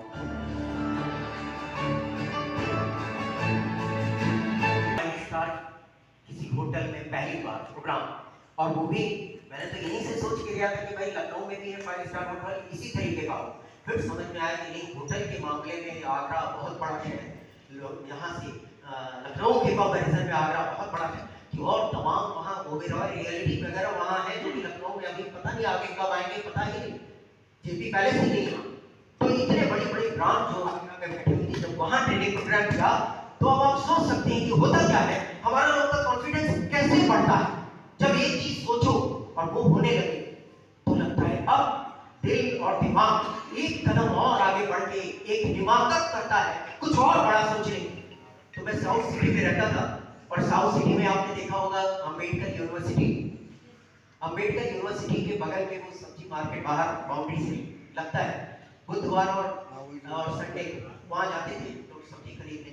और जब जाऊं तो बस एक बार निगाह बाउंड्री के उस पार बिल्डिंग के ऊपर टिक गई, यार यहाँ पर सेशन देना, यहाँ से दूसरी तरफ एक दिमाग कर तो आप अजीब तरीके की 1-2 चीजें सही हो गई तो इसका मतलब ये थोड़ी।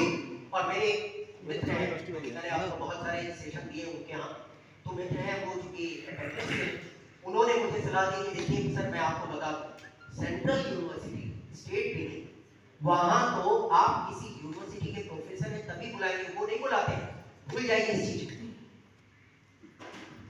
सुन तो लिया, लौट के आया, दिमाग में ये लगा ईश्वर उसी की मदद करता है जो अपनी मदद खुद करते हैं। और अगर किसी चीज को मैं खुद ही कह रहा हूं, पूरे डेडिकेशन के साथ सोचो, 0.1% भी संदेह मत रखो, वो चीज सही हो जाए। मैंने कहा इन लोगों को हटाओ, जो भी यूनिवर्सिटी या उसमें जो है लेक्चरर है, प्रोफेसर है, उनसे बात नहीं करनी, बस मुझे 1 पॉइंट प्रोग्राम, जब उधर से गुजरूं बस बिल्डिंग पे नजर, यहाँ सेशन करना, किसी भी कीमत पे एक सेशन यहाँ। और लेकिन ताजुब की बात है, मेरे दिमाग में ये नहीं आ रहा था ये स्टूडेंट के लिए करना है कि प्रोफेसर के लिए करना, ये मैं नहीं सोचा, बस यहाँ सेशन करना, यहाँ सेशन करना है। और वो भी दिन आ गए, ज्यादा नहीं सोचते हुए 4 महीने नहीं हुए थे, और एक फोन की सर हम लोग, मैं BR Ambedkar university Lucknow south city में है, मैं कहा हाँ जाता हूँ, बताइए कि मैं वहाँ से HR डिपार्टमेंट से बोल रही हूँ, और हमारे यहाँ एक टीचिंग मेथोडोलॉजी पे एक वर्कशॉप चली, असिस्टेंट प्रोफेसर हैं और 4 प्रोफेसर हैं, सर हम चाह रहे हैं कि आपका 4 घंटे का उसमें सेशन हो जाए। फिर स्थिति वही थी कि मोबाइल ऐसे हो गया कि वाह 4 घंटे का सेशन, असिस्टेंट प्रोफेसर और प्रोफेसर। तब मेरी समझ में आया वो झूठ बोलते हैं जो आपसे ये कहते हैं, यूनिवर्सिटी के अंदर उन्हीं को बुलाया जाता है जो यूनिवर्सिटी में प्रोफेसर सर आपके नाम के आगे डॉक्टर भी नहीं लगाया, आपको कोई नहीं बुलाएगा सर, भूल जाइए। यूनिवर्सिटी का नाउंस बहुत तगड़े होते हैं सर, और सेंट्रल यूनिवर्सिटी कौन बुलाएगा। और ये पीआर यूनिवर्सिटी के अंदर 4 घंटे का ये सेशन।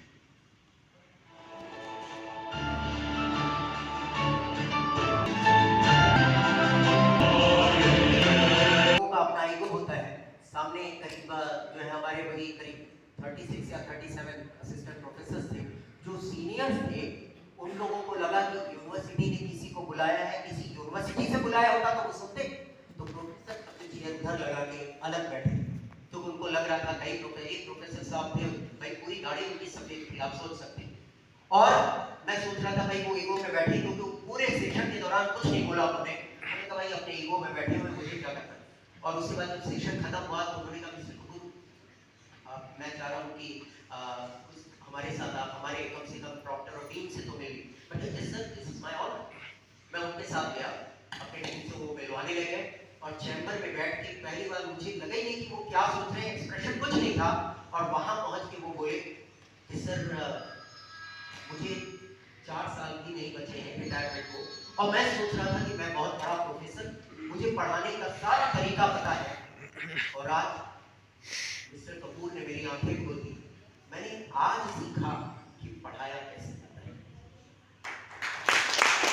तो मेरी अपनी वास्तविक फीलिंग थी वो बताया कि हम लोग यूनिवर्सिटी में सरकारी नौकरी होती है और सेंट्रल यूनिवर्सिटी, तो एक अभिमान आ जाता है।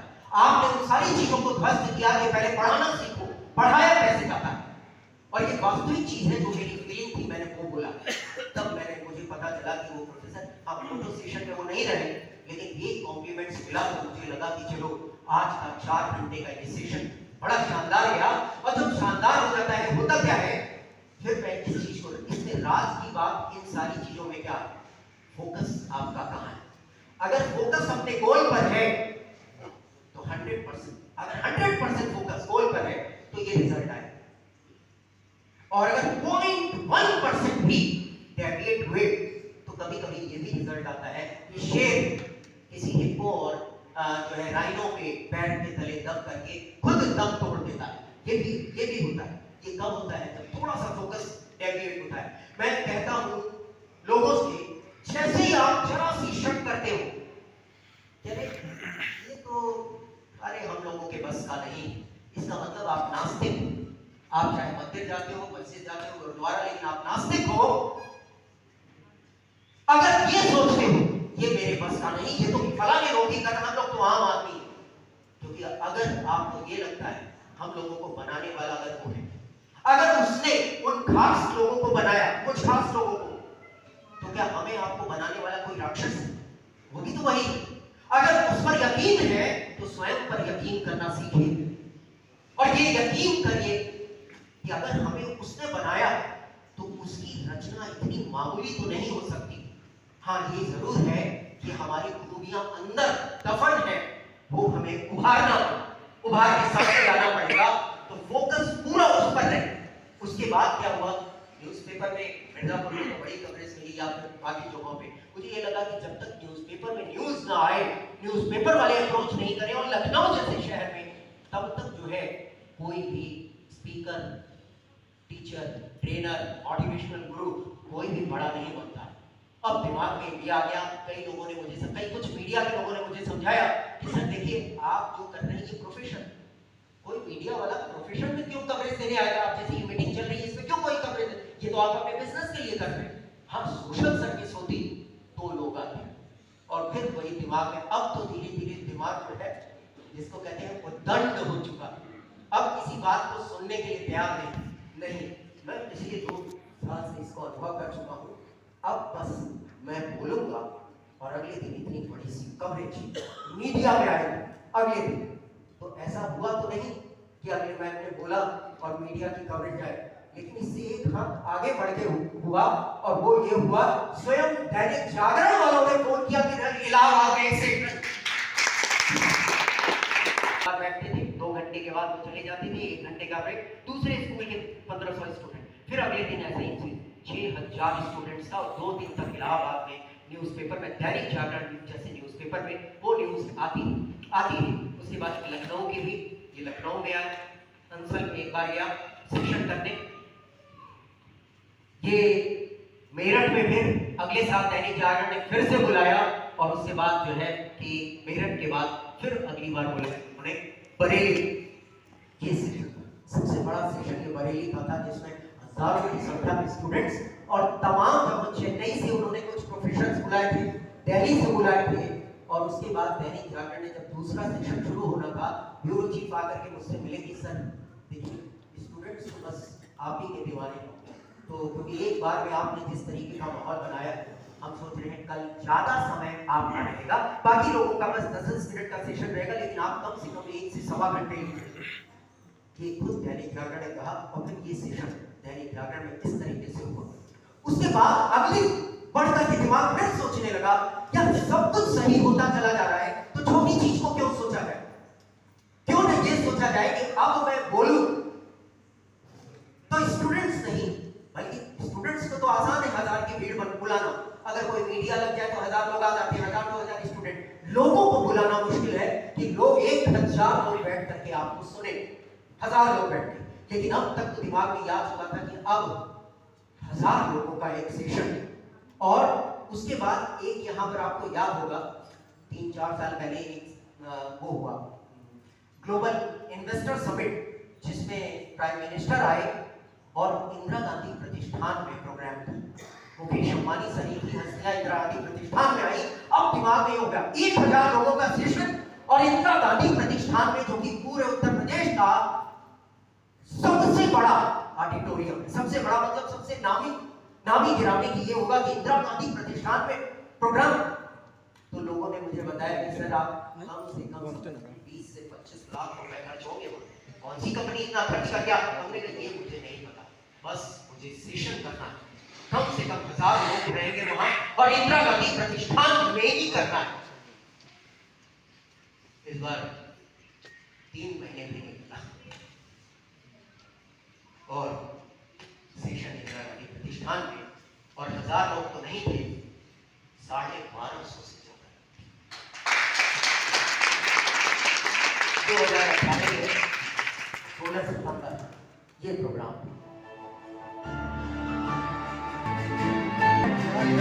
ये बड़ा प्रोग्राम हुआ।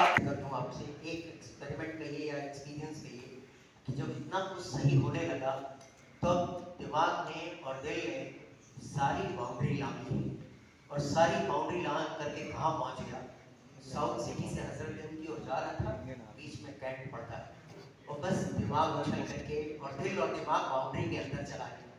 यार यहाँ सेशन लेना, आर्मी की यूनिफॉर्म में लोग सामने बैठे हो और 2 घंटे में स्पीच दूं, और मेरे साथ के बहुत सारे लोग आर्मी से रिटायर हैं, उन लोगों ने मुझे समझाया सर देखिए आर्मी का, आपकी भी शब्दों में कहूँ, आप कहते हैं दुनिया में कोई मुकाबला नहीं है इंडियन आर्मी की ट्रेनिंग का, और वहां तो मोटिवेशनल स्पीकर ही होते हैं और वो वर्ल्ड फेम के, वो क्यों बुलाएंगे सर, हम लोगों के यहाँ होते हैं प्रोग्राम बहुत अच्छे, और मैं कह रहा हूँ आप भी अच्छा बोलते हो, लेकिन आर्मी में सर नहीं बुलाया जाता, ये मुझे नहीं पता क्यों बुलाएं, बस अब इस बाउंड्री के अंदर जाकर के एक सेशन देना, और यकीन जानिए वही चीज हुई, कहीं से कोई, कहीं मैंने न अप्रोच किया न किसी से सोर्स लगाया, सिर्फ गूगल पे सर्च करके और फिर एक फोन आ गया आर्मी मेडिकल कोर का, और उसके बाद जो है सेशन तो आर्मी पर्सनल इन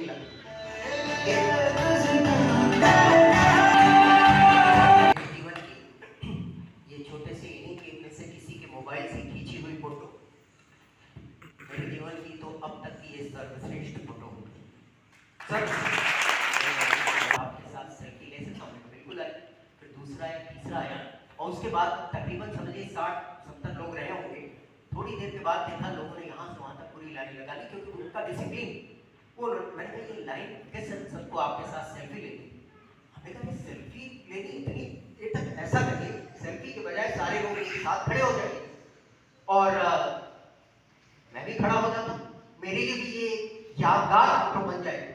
और मेरी समझ नहीं आई कितने लोग, लेकिन मैंने कहा सेल्फी लेने के लिए, तो उनमें से जो सीनियर था वो आया कि सर एक्चुअली है क्या, आपके बोलने की जो स्टाइल वो हमारे यहाँ के जो आर्मी के इंस्ट्रक्टर होते हैं, जो ट्रेनर होते हैं, एकदम वैसे ही मेरे लिए तो ये अपने जीवन का सबसे बड़ा कॉम्प्लीमेंट था।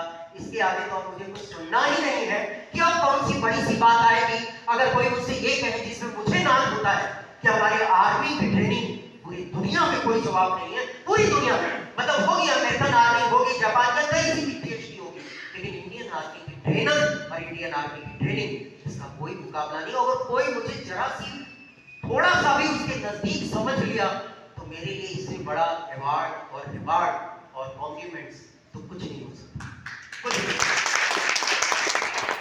भले ये थोड़ी हुई सी फोटो हो, लेकिन कोई अगर ये सर आपके जीवन की सर्वश्रेष्ठ फोटो, तो मैं कहता हूँ ये जो धुंधली सी फोटो है यही, क्योंकि इससे आगे तो मुझे कुछ नहीं अभी लगता कि अब सुनना शेष रह गया। और ये भी शेष नहीं रह गया कि जब लोग कहते हैं कि अरे सर देखिए ऐसा है कि वो क्यों बुलाएंगे, क्या ये काम ऐसे कैसे हो पाएगा, सर ये दिक्कत है, पैसों की दिक्कत, बिना पैसे के सर कुछ काम नहीं हो पाता। कि अपनी समझ लीजिए ऐप छुपाने का तरीका है बस, क्योंकि मैंने तो यही सीखा अपने एक्सपेरिमेंट और एक्सपीरियंस से, यही सीखा। ईश्वर भी क्या करता है, मान लीजिए ये बड़ी सी यहाँ पर मेज रखी हो, इतनी बड़ी सी, और उसको उठाना है तो कम से कम दो लोग तो लगेंगे ना कि एक इधर से उठाए एक उधर से उठाए, अकेले तो नहीं जाएगी क्योंकि इतनी बड़ी सी, भले वो कितनी बड़ी हो, दो लोग चाहिए। लेकिन उसके हाथ कुछ ऐसा होता है, वो कहता है आगे बढ़ो, उठाओ, एक तरफ से तुम उठाओ और थोड़ी देर इंतजार, मैं किसी को भेजता हूं, और अगर कोई नहीं आया तो मैं हूं ना। इतने समय का पेशेंस चाहिए, इधर से उठाइए और खड़े रहिए, इंतजार करते रहिए। जितने डिवोटेड हैं आप अपने ईश्वर के प्रति, उस पर आस्था रख करके इंतजार करिए। ऐसा तो हो ही नहीं सकता कि वो किसी को ना भेजे, वो किसी को ना भेजे, ऐसा तो हो ही नहीं सकता, किसी न किसी को भेजेगा। और कोई पूछ ले अगर कोई को नहीं भेजा तो यकीन खुद आएगा। तरीके से अपने बंदे को अधर में छोड़ नहीं सकता, लेकिन थोड़ी देर का पेशेंस, खूब मेहनत कर ली, खूब ताकत लगा ली, लेकिन कुछ समय का पेशेंस चाहिए होता है। कभी कभी वो इतना भी टेस्ट करता है, महीने का पेशेंस, कभी साल का पेशेंस, और कभी कभी तो 10 साल लग जाते हैं, उठाए खड़े रहना पड़ता है। लेकिन तो इसलिए अब अगर मैं ये बात लिखता हूँ तो मैं लोगों से ये कहता हूँ, ये किताबों की बात नहीं, खुद एक्सपीरियंस कर लिया मैंने, अब मुझे अधिकार है ये कहने का कि पूरे जिद जुनून और जज्बे के साथ आप जो भी सोचते हैं आपकी जिंदगी में सच होता चला जाता है, सच होता चला जाता है। तो ये कभी भी 1 करोड़ की सेल नहीं करी, 1 महीने में 1 करोड़ की सेल नहीं हुई कभी भी। तो आपको लग रहा है कि अगर हम लोग सोच लें जनवरी नहीं हो सकती, लग रहा है या नहीं? तालियों से ही बात आई। इतने समय से चल रहा था, 6 साल तो हो गए होंगे उसको चलते हुए। उसकी जो स्थिति थी, अगर महज 2-3 महीने के अंदर वो उसकी काया पलट हो सकती है, तो क्या श्री घरौंदा में नहीं हो सकती? हो सकती या नहीं? हो सकती है।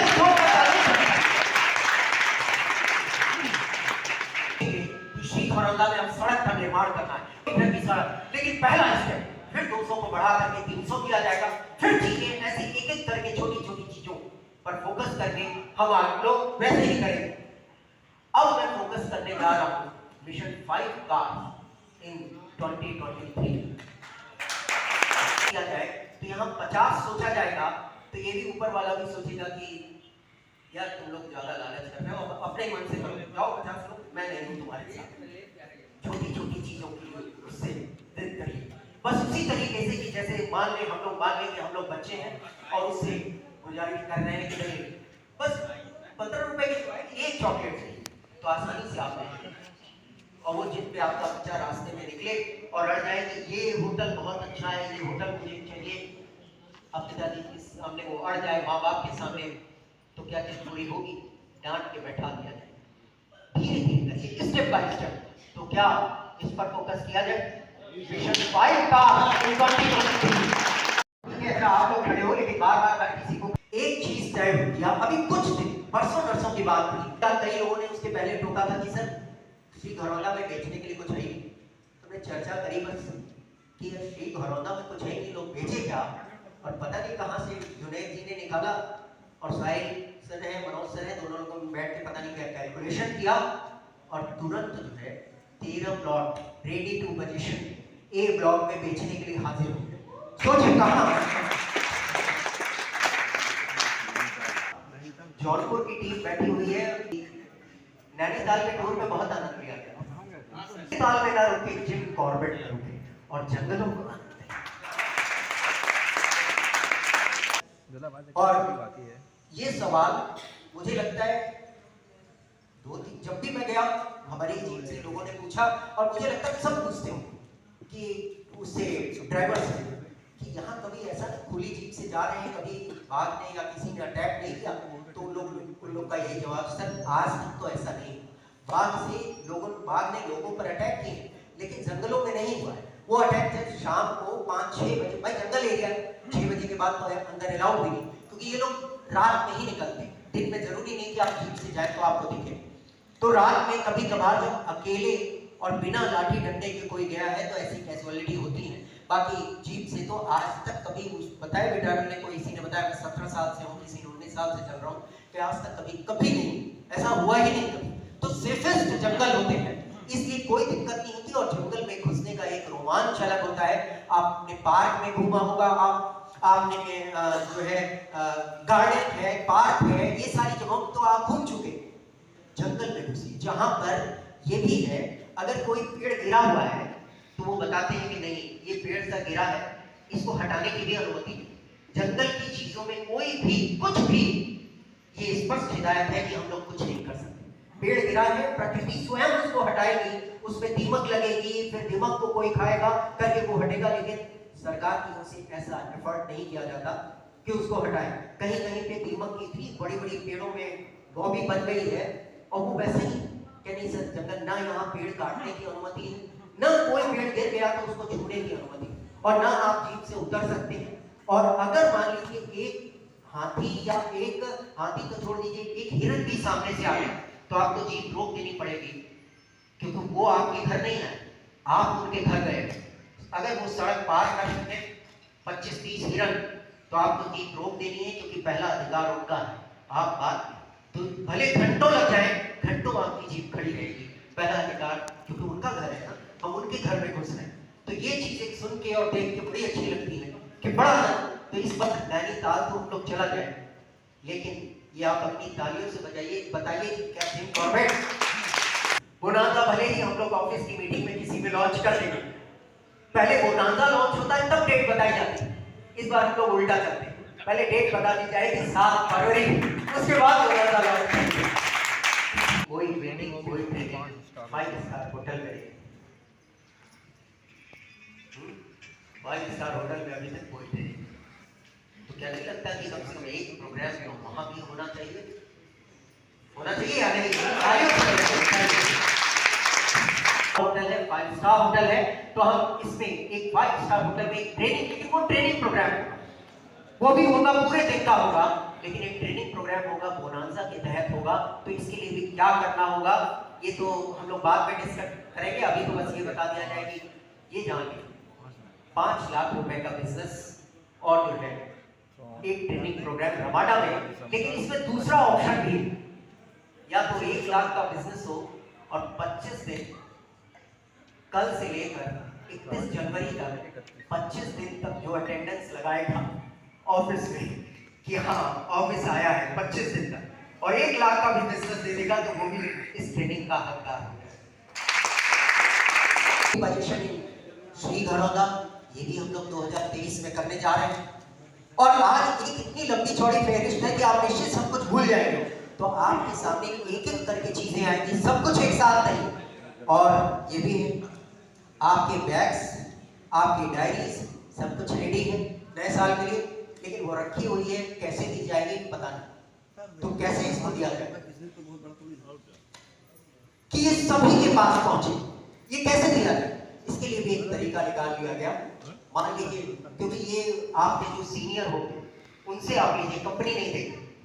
अब सीनियर मान लीजिए हाफिज जी हैं, हाफिज जी ने महीने में, इस महीने में अगर 50 लाख का बिजनेस पूरी टीम से लेके दी, 50 लाख, हर 50,000 के एक बैग और डायरी उनको दे दी, यानी 100 डायरी और 100 बैग इनको दे दिए गए। अब आप लोग इनके सर पे सवार हो जाइए, सर मेरा बैग।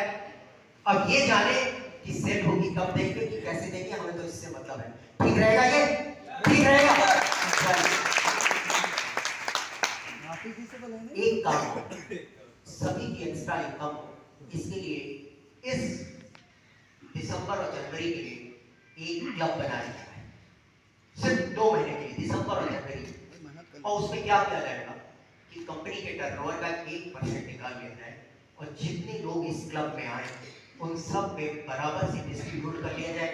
तो सीधा सा मतलब इस क्लब में जाने के लिए कम से कम 10 लाख रुपए की तो इनकम सेल होनी ही चाहिए, इससे कम तो नहीं होनी चाहिए। हाँ, इससे कम नहीं होनी चाहिए, लेकिन टारगेट से 1 ही लाख का 2 महीने मिला करके। अब अगर मान लीजिए किसी ने 2 लाख कर दिया तो 2 बार नाम लिखा रहे, 3 बार 3 लाख कर लिया तो 3 बार नाम उसमें पड़ा रहेगा, 10 लाख कर लिया तो 10 बार उसमें नाम पड़ा रहेगा। लेकिन ये 2 महीने के लिए सिर्फ एक क्लब है, दिसंबर और जनवरी 2 महीने मिलाकर 1 लाख रुपए की अगर सेल हुई तो उस क्लब में आप आ गए। और इस 2 महीने और 2 महीने का मैं कंपनी का भी टारगेट बता दे रहा हूँ, दिसंबर और जनवरी दोनों मिला करके कंपनी में आपकी 1.5 करोड़ का बिजनेस करने जा रही है। तो 1.5 करोड़ का 1% हुआ 1.5 लाख रुपए। तो अब जितने लोग उसमें होंगे वो 1.5 लाख रुपए उन सभी में इक्वली डिस्ट्रीब्यूट हो जाएगा। ठीक है? ठीक है? बार एक चीज होती रहती है कि सर साइट विजिट में दिक्कत आ रही है, तो ये भी लिखा है इसी महीने एक बोलेरो कंपनी की साइट विजिट के लिए और बढ़ा लिया जाए, बढ़ा दिया जाए। और एक ऑफिस की बीच बीच में कभी कभार हम लोग ऑफिस के अंदर जैसे पहले मीटिंग होती थी वैसे ही रखा जाए। तो 31 दिसंबर 3 बजे मीटिंग है, कहाँ? ऑफिस के अंदर, जिसमें तमाम इसमें से कौन कौन सी चीजें अब हम लोग इम्प्लीमेंट करेंगे ये उस दिन हम लोग डिस्कस करेंगे। तो इस डेट को और टाइम को नोट कर लीजिएगा। 31 दिसंबर को कितने बजे? 3 बजे ऑफिस के अंदर 1 बजे। और एक और ऑप्शन होना चाहिए, क्योंकि अक्सर होता है कि लोग आते हैं वहीं लगा रहे और लोग आए, अगर कैश नहीं तो EMI जमा करनी है, वहीं स्कैन करें, चाहे पेटीएम से, यूपीआई पेमेंट, किसी भी चीज से, और ये पेमेंट हो जाए। ये सिस्टम लागू ही कर दीजिए 1 महीने के अंदर। और एक चीज मैंने और सुना है, जो लोगों से चर्चा हो रही थी, कई बार लोग कहते भी रहते हैं सर बीच बीच में कुछ भी 1 घंटे का सही, 45 मिनट का सही, किसी न किसी मुद्दे पे हम लोगों को ट्रेनिंग दीजिए, किसी भी चीज, चाहे पर्सनैलिटी से रिलेटेड, चाहे सेल्स पर, चाहे स्वास्थ्य पर, किसी भी चीज। तो मुझे ये लगा प्रगति, उन्नति और समृद्धि ये रहेगी, समृद्धि की क्लास। और ये क्या होगी? हर महीने, किसी महीने 1 या किसी महीने 2 ऑफिस के अंदर हम लोग छोटी छोटी सी एक क्लासेस या छोटा छोटा सा सेशन रखेंगे। पहले से आपको बता दिया जाएगा कि उसका मुद्दा क्या है। आपको लगता है कि वो आपके मतलब की चीज है तो आप आकर के ऑफिस के अंदर ऑफिस में उसको अटेंड करें। और एक चीज हो 2023 में ना सही तो 2024 में कहीं बाहर जाएंगे, 23 में नैनीताल और फिर कहीं और घूम लेंगे। और लेकिन 2024 की तैयारी करिए, थाईलैंड या मालदीव या हमारे आसपास मालदीव बहुत पॉपुलर हो रहा है और बहुत बढ़िया डेस्टिनेशन है, हर कोई वहां जाना चाहता है। तो क्यों ना AVR परिवार भी एक बार तो बाहर चले, सब लोग मिलकर के मालदीव घूम करके 2024। और लेकिन इसके लिए एक चीज और भी, ऑफिस के अंदर हम लोग 4 और 5 जनवरी को सेलिब्रेट करेंगे क्या? Passport day. यानी आपको डॉक्यूमेंट्स अपने बता दिए जाएंगे और आप लेकर के आएगा, ऑफिस में ही लोग बैठ करके ऑनलाइन आपका वहीं से पासपोर्ट के लिए अप्लाई करेंगे। फिर जब डेट पड़ेगी तो आपको पासपोर्ट ऑफिस जा करके वो जब बुलाएंगे तो जाना होगा आपको उससे।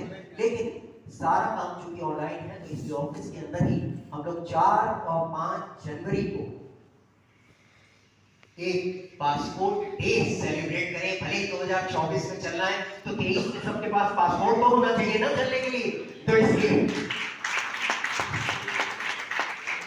एक और बड़ी बहुत बार से लोग कह चुके, हम लोग 4 साल हो गए हम लोग रासमटास प्रोग्राम किए हुए। कहाँ किया था? पक्षी में। तो क्या लग रहा है कि रासमटास प्रोग्राम इतना बड़े सालों तक लोग कहते रहे, फिर थक के अब कहना बंद कर दिया। मुझे लग रहा है कि अब इसको फिर से उठाया जाए और एक बार फिर से सब लोग चले, और कहीं जरूरी नहीं नवाबगंज, पश्चिम बिहार या कहीं पर भी, और एक दिन के लिए फिर से सब लोग अपने बचपन में लौट के आए और बचपने वाली हरकतों के साथ रासमटास सेलिब्रेट करें। मैंने कई बार आपको ट्रेनिंग में भी बताया है कि रियल एस्टेट 2 तरीके से सेल किया जाता है, एक बताकर बेचना और दूसरा बताने के साथ साथ दिखाकर भी बेचना। और जब बताने के साथ साथ दिखाने के लिए भी कुछ हो तो कहीं रिजल्ट या रिस्पांस बहुत शानदार आता है। तो अब हम इस पर भी फोकस करें। श्रीगरौदा में भी हमारा होम्स का जैसे काया पलट हुआ है, 3-4 महीने के अंदर श्रीगरौदे का भी काया पलट करें, ताकि आपको सिर्फ बताना ही न पड़े। आप जाइए साइट दिखाने, ये हमारी साइट, देख के लोगों को मजा आ जाए कि वाह क्या साइट। तो पहला स्टेप हमारा होम्स की फिर से लॉन्चिंग। हमारा होम्स अगर आपने अभी हाल में विजिट किया होगा तो जो लोग, तो हम लोग 60-70-80 लोग तो उस दिन भी थे, तो उन लोगों ने तो देखा ही है, बाकी लोगों ने भी फोटोज के उसके माध्यम से देखा होगा कि वहां पर एक कुछ हद तक तो बदलाव आ ही चुका है। और जैसे ही 2-4-5 दिन के अंदर बस गावा रोड पूरी बन जाएगी तो पूरी साइट आपके देखने लायक हो जाएगी और रेडी टू पोजीशन है। तो कुछ प्लॉट उसमें भी ढूंढ कर निकाल लिए गए हैं, इसलिए इसकी रीलॉन्चिंग जो 31 दिसंबर की मीटिंग में ही हम लोग फिर करेंगे, इसमें चर्चा होगी। और कम से कम ये रहे कि हमारा होम से ही शुरुआत होगी, रीलॉन्चिंग उसकी करके, और एक दिन और हम लोग बनाएंगे। अब इसकी डेट नहीं डिसाइडेड, बहुत सारे लोग अभी रह गए, हम लोग 10-10, 15-15 के बैच बीच बीच में इसको रखेंगे सूट डे, और उसे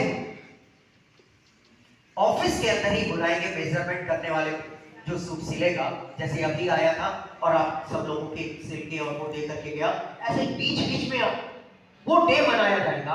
और उस दिन आप भी आइए और अपने सूट की भी मेजरमेंट करवाइए, और ताकि जो है सारे लोग धीरे धीरे करके सारा पूरा परिवार एक साथ किसी मीटिंग में बैठे या कहीं भी जाए तो लगे कि सब एक जैसी यूनिफॉर्मिटी नजर आएगी, तो एक कॉर्पोरेट कल्चर दिखाई पड़ने लगेगा। तो सूट डे, और जल्दी ही जैसे हमारी उस दिन फिर से सब लोग वहां इकट्ठा हुए और मिलकर सारे काम किए जाए। कंपनी से नहीं एक्सपेक्ट करिए कि रोड बनाइए, नाली बनाए, चलिए खुद मिल करके शुभारंभ किया जाए, इनॉग्रेशन किया जाए। अब आपसे पूछूं अगर कि भाई इतनी चीजें हो गई, हो सकता है इसमें से 80% चीजें आप भूल भी गए हो कि क्या बात होती, लेकिन इन सारी चीजों को धीरे धीरे करके आपके सामने हर मीटिंग में रखा जाएगा कि ये चीजें कही गई थी और ये हम करने जा रहे हैं।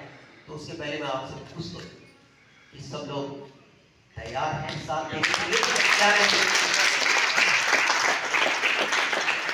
कंपनी बहुत सारी अपने आई, जब बड़ी हो जाती है तब पता चलता है, तो क्यों ना हम एक काम किया जाए, बड़ी बनते हुए देखें, और देखे ही नहीं बल्कि खुद उसके गवाह बने, बल्कि गवाह भी न बने, और ये कहें कि उसकी नींव का एक एक पत्थर उठा उठा करके रखें, ताकि कल जब सितारा बुलंद हो एवीआर का तो एक शान से आप भी कह सकें इसकी नींव में जो जिन लोगों ने पत्थर रखा था ना, उनमें से मैं भी ये कह। और एक बहुत जरूरी बात ये जो है, मैं थोड़ा सा इससे हट करके कह रहा हूँ, तो इसके लिए तो मैं पहले आपसे पूछ लूं कि ये जरूरी कार्य जो मैं बोलने जा रहा हूँ, बस इसके संबंध में 2 मिनट की बात करूंगा, और ये तो थोड़ा कंपनी से अलग है, इसलिए एक बार आपसे पूछना पड़ रहा है। जैसे है क्या कि आदमी की अपनी जिम्मेदारी होती है, एक परिवार की, कुछ लोग आगे बढ़ के पूरी कॉलोनी या मोहल्ले की जिम्मेदारी ले लेते हैं, कुछ लोग आगे बढ़ के एक पूरे कंपनी में अगर 250-300 लोग हैं सबकी जिम्मेदारी ले लेते हैं। तो मैंने ये अपनी जिम्मेदारी का दायरा बहुत बढ़ा दिया, और वो ये कर दिया है कि नहीं, सिर्फ एक कंपनी और एक मोहल्ले की जिम्मेदारी नहीं, पूरे हिंदुस्तान की और हिंदुस्तान के लोगों की जिम्मेदारी ले ली जाए। तो चूंकि ये एक बड़ी बात है कि पूरे हिंदुस्तान की, तो ये जरूरी हो जाता है कि फिर उसमें साथ में मुझे भी चाहिए कि लोग साथ में खड़े हों, ताकि हम बड़े लेवल पे पूरे हिंदुस्तान के अंदर कुछ इस तरीके की चीजें चला सकें। तो अपनी तालियों से बजाइए कि आप साथ हैं हमारे। एक अभियान है, उठो इंडिया जागो, और ये अभियान आप इसको गूगल पे सर्च करिएगा तो इसका यूट्यूब चैनल भी बन चुका है, लेकिन उसमें कोई वीडियो नहीं, उसमें फेसबुक पेज भी है लेकिन उसमें कोई पोस्ट ढंग से नहीं है अभी तक, सिर्फ ऐसे। क्यों? क्योंकि इसको मैंने कहा था 2023 से शुरुआत कर रहे हैं, तो जल्दी ही आपको इसको जगह जगह पे नजर आने लगेगा। एक महीने के बाद जनवरी खत्म होते होते आपको दिखाई पड़ने लगेगा जगह जगह कि उठो इंडिया जागो के कुछ प्रोग्राम चल रहे हैं। उसके तहत सिर्फ एक कंपनी और एक मोहल्ला, एक कॉलोनी नहीं, पूरे हिंदुस्तान को जगाने की बस ये मकसद है कि जब भी कभी बात होती है देशभक्ति की, तो जापानियों की ही बात होती है। आप लोग किससे सुनाते होंगे, जापान में ऐसा होता है कि स्ट्राइक करते हैं तो कंपनीज में वो क्या करते हैं, एक पैर के जूते बनाने लगते हैं ताकि देश का नुकसान ना हो, सिर्फ कंपनी का हो। तो बस अब करने के हम लोग ये चीज का मुद्दा उठाएं कि बस कुछ साल के अंदर अब दुनिया में देशभक्ति की बात हो तो जापानियों की नहीं, हिंदुस्तानियों की चर्चा। और उसमें कुछ नहीं करना, बस मतलब करना सिर्फ इतना है कि जैसे हम लोग कंपनी में बैठ के एक परिवार रह रहे हैं, पूरे देश को एक परिवार समझें। उन लोगों का मजाक उड़ाएं जो गुटखा खा के सड़क को कूड़ेदान समझ के वहीं पे फेंक देते हैं। उन लोगों का मजाक उड़ाएं जो कहीं भी बीच सड़क पे मोटरसाइकिल लगा के बात करने लगते हैं, ट्रैफिक जैम हो जाता है। तो वो हमारे लोग, हम लोग उस पर तवज्जो देते हैं, इस वजह से ये चीजें बढ़ती जा रही। हम उनको बड़े ही घृणा की निगाह से जैसे देखना शुरू कर दें, उस दिन से चीजें बदलनी शुरू हो जाए। तो जल्दी ही एक प्रोग्राम जो कि हो सकता है एवीआर से ही स्पॉन्सर हो, तो सिर्फ इसके लिए मतलब जनवरी या फरवरी में आपको एक बार मैं बुलाऊंगा कि बैठिए और उठो इंडिया जागो का पूरे कॉन्सेप्ट को समझिए, और जिस भी देश, जिस भी कॉलोनी, जिस भी जिले, जिस भी प्रदेश में जहां भी रहे वहां पर भी आप अपने देश, अपने समाज, अपने लोगों के लिए क्या कर सकते हैं। तो इसमें मैं क्या ठीक राह पे हूं, आगे बढ़ूं। तो कहा था एक जरूरी था, लेकिन एक सबसे महत्वपूर्ण बात एक और रह गई है।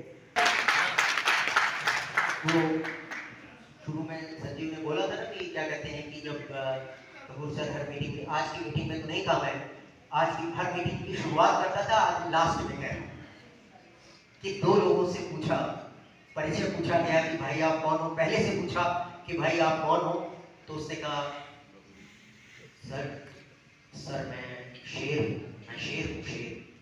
दूसरे से पूछा कि भाई आप कौन हो, तो उसने कहा सर मैं बकरी। अब मैं तो कंफ्यूज हूं, कौन शेर है कौन बकरी। अब आप बताइए, मेरा साथ दीजिए, कौन शेर किसको बकरी समझा जाए।